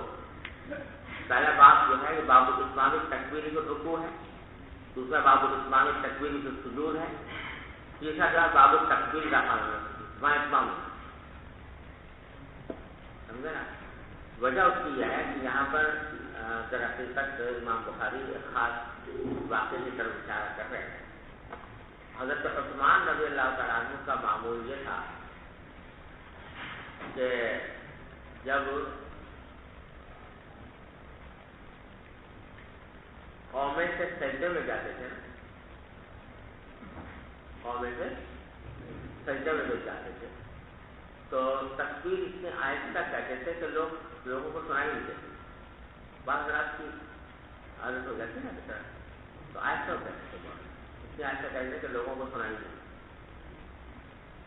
یہاں تک کہ بنو امیہ یہ سمجھے کہ سجدے میں جاتے وقت تکبیر ہے ہی. چنانچہ بنو امیہ کے جو عمراء ہے وہ تکبیر نہیں کرتے, سمجھے نا. اور ویسے جب سجدے میں گئے بکری چلے اللہ اکبر چاہے سمجھ. تو یہ بات جو ہے یہ معروف مشہور ہو گئی تھی, بنو امیہ جو ہے وہ نہیں جاتے. اب بہت سے لوگوں نے یہ سب کیا کہ سنت ہی ہے.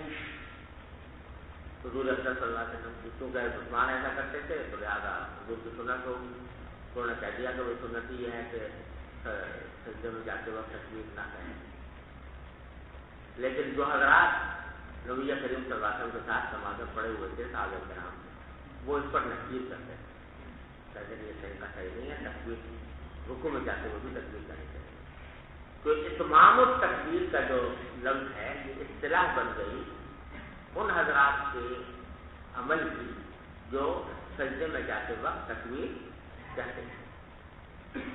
سمجھے نا. کہتے ہیں ہادہ یتم التکبیر و ہادہ لا یتم التکبیر. سمجھے نا. اس طرح سے اس طرح بن گئی. اس واسطے امام بخاری نے تکبیر فی السجود اتمام التکبیر کو رکوع میں بھی اتمام کا استعمال کیا اور سجود کے درمیان استعمال کیا. لیکن جب علاقہ میں سجود ہے وہاں اتمام نہیں کہا, اس واسطے کہ وہاں اتمام کا کوئی قضیہ تھا نہیں, وہاں کوئی اس طرح کی مسئلہ ہے.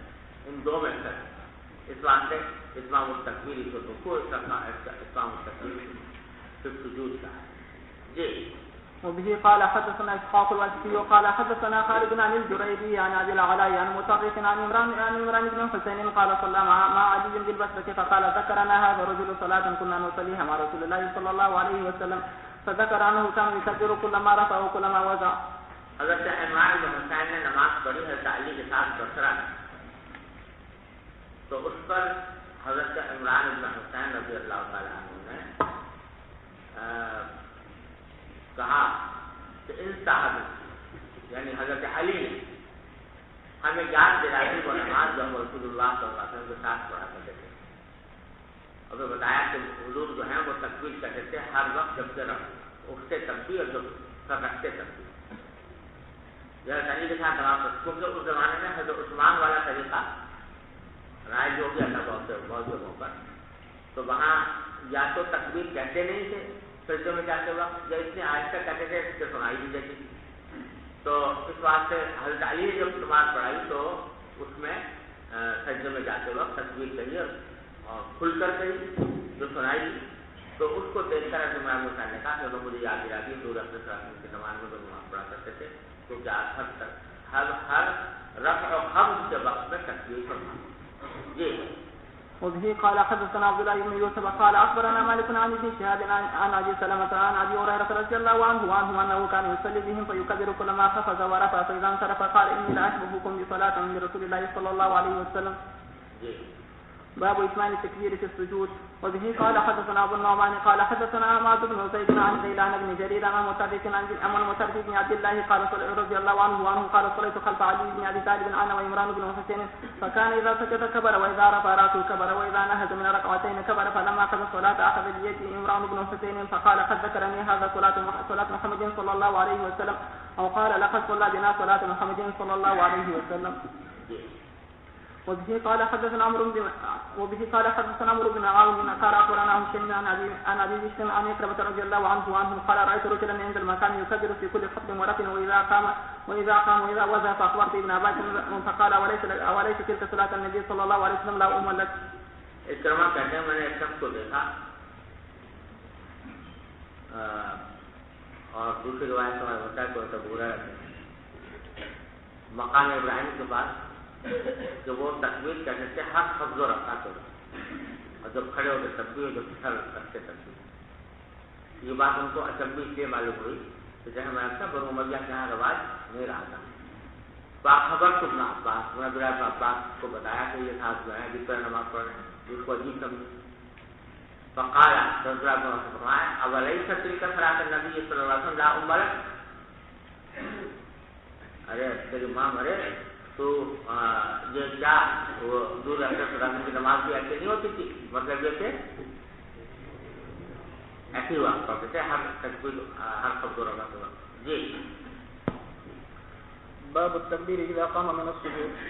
وبسند المتصل منا إلى الإمام الهمام الحافظ الحجة أمير المؤمنين في الحديث أبي عبد الله محمد بن إسماعيل البخاري رحمه الله تعالى ومتعنا بعلومه وفيوضه وبركاته آمين. قال حدثنا موسى بن إسماعيل قال حدثنا همام عن قتادة عن عكرمة قال صليت خلف شيخ بن مكة فكبر 22 تكبيرة فقلت لابن عباس إنه أحمق فقال فكلتك أمك سنة بالقاسم صلى الله عليه وسلم. وقال موسى حدثنا أبان قال حدثنا قتادة قال حدثنا عكرمة وبه قال حدثنا يحيى بن بكير قال حدثنا یعنی کوئی شخص جو ہے وہ مراد حضرت برایا تو انہوں نے 12 تکبیریں کی. 12 تکبیریں سب ملا کے اور گلوں تو اتنی بن جائیں گی نا 22. تو عبداللہ اپنے بات میں ہوتا ہے نو احمد ابھی کرما کو بیچارے کو غلام کریں گے تو اس واسطے ان کو کچھ پتہ نہیں تھا تو برایا کے مقام کا تو ایسا سوال کیا. عبداللہ اپنے پاس سے بھی ترکی بدل کی جواب کیا سجدت کا امو سنت و بالقاسم نہیں ہوگا. جی. وقال موسى حدثنا أبان قال حدثنا قتادة قال حدثنا عكرمة وبه قال حدثنا يحيى بن بكير قال حدثنا الليث عن عقيل عن عن ابن شهاب قال اخبرني ابو بكر بن عبد الرحمن بن الحارث انه سمع ابا هريره يقول كان رسول الله صلى الله عليه وسلم اذا قام الى الصلاه يكبر حين يقوم ثم يكبر حين يركع ثم يقول سمع الله لمن حمده حين يرفع صلبه من الركعه ثم يقول وهو قائم ربنا لك الحمد ثم يكبر حين يهدي ثم يكبر حين يرفع راسه ثم يكبر حين يسجد ثم يكبر حين يرفع راسه ثم يفعل ذلك في الصلاه كلها حتى يقضيها ويكبر حين يقوم من الثنتين بعد الجلوس. وقال عبد الله بن صالح عن الليث ولك الحمد. باب وضع الأكف على الركب في الركوع. وقال ابو حميد في اصحابه امكن النبي صلی اللہ علیہ وسلم یدیہ من رکبتیہ، یعنی نبی کریم صلی اللہ علیہ وسلم مضبوطی سے اپنے ہاتھوں کو قابو دیا اپنے گھٹنوں پر، اچھی طرح مضبوطی سے پکڑا. جی. وبه قال حدثنا ابو الوليد قال حدثنا شعبة عن ابي يعقوب قال سمعت مصعب بن سعد صليت الى جنب ابي فطبقت بين كفي ثم وضعتهما بين فخذي فنهاني ابي وقال كنا نفعله فنهينا عنه وامرنا ان نضع ايدينا على الركب. ابو یعقوب روایت کرتے ہیں مصعب بن سعد سے، یہ صاحبزادے ہیں سعد بن وقاص رضی اللہ عنہ سے. تو فرماتے ہیں کہ میں نے اپنے والد کے پہلو میں بڑی نماز پڑھی تو طبقت بین کفی، تو میں نے اپنے دونوں ہاتھوں کو تطبیق کی، یعنی ایک دوسرے کے ساتھ ملا لیا. تو وضعتها بین فخذیہ، پھر اپنے گانوں کے درمیان. یہ تطبیق کا طریقہ ہے جو رکوع کے اندر کے بعد میں رکوع میں جائے تو ایک طریقہ یہ ہے جس کو تطبیق کہتے ہیں کہ ہاتھوں کو اس طرف بند کر کے اور گانوں کے درمیان رکھ لیں. پر نہانی ابھی میرے والد نے مجھے منع کیا اور فرمایا کہ تم نہ پالو. ہم حضور اکرم صلی اللہ علیہ وسلم کے زمانے میں شروع میں ایسا کرتے تھے تطبیق، پر نہیں نہ بعد میں ہمیں اس سے منع کر دیا گیا. وہ امرنا ان نضع ایدینا علی الرکب، اور ہمیں حکم دیا گیا کہ ہاتھ جہاں تک گھٹنوں پر. یہ بالکل صحیح حدیث ہے اس بارے میں کہ تطبیق جو ہے وہ منسوخ ہو. جی. باب اذا لم يتم الركوع. وبه قال حدثنا حفص بن عمر قال حدثنا شعبة عن سليمان قال سمعت زيد بن وهب قال رأى حذيفة رجلا لا يتم الركوع والسجود وقال ما صليت ولو مت على غير الفطرة التي فطر الله محمدا صلى الله عليه وسلم. باب استواء الظهر في الركوع. وقال ابو حميد في اصحابه ركع النبي صلى الله عليه وسلم ثم حفر ظهره.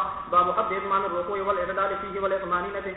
وبه قال حدثنا بدل بن المحبر قال حدثنا شعبة قال اخبرني الحكم عن ابن ابي ليلى عن البراء قال كان ركوع النبي صلى الله عليه وسلم وسجوده بين السجدتين واذا رفع من الركوع ما خلا القيام والقعود قريبا من السواء. دیکھو یہ میں فرمایا کہ حضور کا رکوع سجدہ اور سجدتین کے درمیان بیٹھنا اور رکوع سے اٹھنا یعنی قوما، یہ سب تقریباً برابر ہوتے تھے. قیام و قعود تو لمبے ہوتے تھے لیکن ان چیزوں میں تقریباً برابری ہوتی. جتنا رکوع کیا اتنا ہی قوما، جتنا سجدہ کیا اتنا ہی سجدہ، قریب قریب. بالکل ظاہر ہے ناپ توڑ کے تو مشکل ہے لیکن قریب ہے. تو اس سے معلوم ہے کہ یہ سنت جو ہے ہمارے یہاں بہت مصروف ہوتی جا رہی ہے.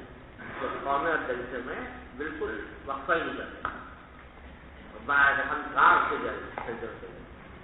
اسی لیے رسالہ فرماتے ہیں کہ اگرچہ حنفیہ کے ہاں جو ظاہر روایت ہے وہ یہ ہے کہ جو اذکار ہیں مثلا قومیں کے اندر ربنا لك الحمد بالاسماوات وبالارض وبما بينهما بالاماكن بعد اور حمدا كثيرا طيبا مباركا فيه وبارك عليه كما يحب ربنا ويرضى. یہ اذکار حنفیہ کہتے ہیں کہ نوافل میں کریں فرائض میں نہ کریں، لیکن ایسا فرماتے ہیں کیونکہ یہ لوگ آج کل صحیح وقفہ کرتے نہیں، زیادہ بہتر ہے تو پڑھ لی جائے تاکہ وقفہ صحیح ہو جائے. قومیں کا بھی اور جلسے کا بھی اس سنت کو زندہ کرنے کی ضرورت ہے. چلیے. باب امر النبي صلى الله عليه وسلم الذي لا يتم ركوعه بالاعاده. وبه قال حدثنا مسدد قال حدثنا يحيى بن سعيد عن عبيد الله قال حدثني سعيد المقبري عن ابيه عن ابي هريره ان النبي صلى الله عليه وسلم دخل المسجد فدخل رجل فصلى ثم جاء فسلم على النبي صلى الله عليه وسلم فرد عليه النبي صلى الله عليه وسلم السلام فقال ارجع فصل فانك لم تصلي فصلى ثم جاء فسلم على النبي صلى الله عليه وسلم فقال ارجع فصل فانك لم تصلي ثلاثا فقال والذي بعثك بالحق ما احسن غيره فعلمني فقال اذا قمت الى الصلاه فكبر ثم اقرا ما تيسر معك من القران ثم اركع حتى تطمئن راكعا ثم ارفع حتى تعتدل قائما ثم اسجد حتى تطمئن ساجدا ثم ارفع حتى تطمئن جالسا ثم اسجد حتى تطمئن ساجدا ثم افعل ذلك في صلاتك كلها. باب الدعاء في الركوع. وبه قال حدثنا حفص بن عمر قال حدثنا شعبة عن منصور عن ابي الزهري عن مسروق عن عائشة رضي الله تعالى عنها وعنهم قالت عن ابي الزهري عن مسروق عن عائشة رضي الله تعالى عنها وعنهم قالت كان النبي صلى الله عليه وسلم يقول في ركوعه وسجوده سبحانك اللهم ربنا وبحمدك اللهم اغفر لي. باب ما يقول الامام ومن خلفه اذا رفع راسه من الركوع. وبه قال حدثنا ادم قال حدثنا ابن ابي ذئب عن سعيد المقبري عن ابي هريره قال كان النبي صلى الله عليه وسلم اذا قال سمع الله لمن حمده قال اللهم ربنا ولك الحمد. وكان النبي صلى الله عليه وسلم اذا ركع واذا رفع راسه يكبره واذا قام من السجدتين قال الله اكبر. بسم الله الرحمن الرحيم. باب قول اللهم ربنا ولك الحمد. وبسند المتصل منا الى الامام الهمام الحافظ الحجه امير المؤمنين في الحديث ابي عبد الله محمد بن اسماعيل البخاري رحمه الله تعالى ومتعنا بعلومه وفيوضه وبركاته امين.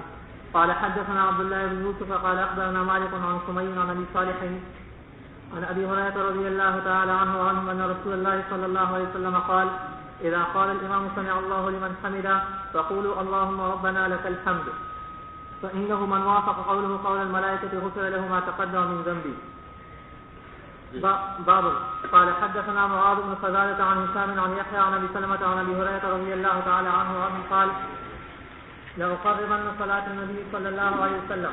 فكان ابو هريرة يقنط في الركعة الآخرة من صلاة الظهر وصلاة العشاء وصلاة الصبح بعدما يقول سمع الله لمن حمده فيدعو للمؤمنين ويلعن الكفار.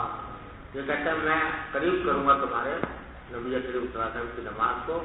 تو تب برائے جو ہے نماز ظہر کی دوسری رکعت میں اور عشاء کی دوسری رکعت میں آخری رکعت میں اور صبح کے آخری رکعت میں تو اللہ علیہ حمدہ کہنے کے بعد مسلمانوں کے لیے دعا کرتے ہیں کفار کو لعنت کرتے ہیں. مراد اس سے قنوت نازلہ ہے. تو قنوت نازلہ پڑھتے تھے ان نمازوں میں. تو چنانچہ شافعیہ کہتے ہیں نازلہ کہ قنوت نازلہ ہر نماز میں پڑھ سکتے ہیں. حنفیہ کہتے ہیں صبح میں پڑھی جائے گی. اور یہ کہتے ہیں کہ جو ہے حنفیہ کہتے ہیں کہ صبح میں تو حضور صلی اللہ علیہ وسلم سے ثابت ہے اور بعد میں صحابہ کرام سے بھی ثابت ہے. تو اور یہ جو ہے عشاء کی اور ظہر کی اندر جو مغرب میں قنوت نازلہ پڑھنا اس کو حنفیہ منسوخ قرار دیتے ہیں عبداللہ بن مسعود کے عمل کی وجہ سے. جی قال حدثنا عبد الله بن ابي الاسود قال حدثنا اسماعيل عن سعيد الحذاء عن ابي قلابة عن انس رضي الله تعالى عنه قال كان القنوت في الفجر والمغرب.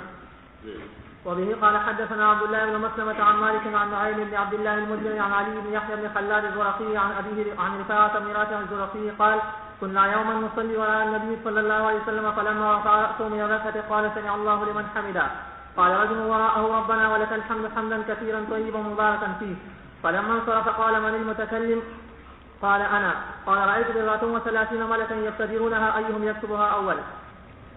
یعنی کلمات کا پسند آیا اللہ تعالیٰ کو کہ 30,000 فرشتے لگ کے اس کو لے کر سب سے پہلے وہ جائیں یا سب سے پہلے اس کو لے کر.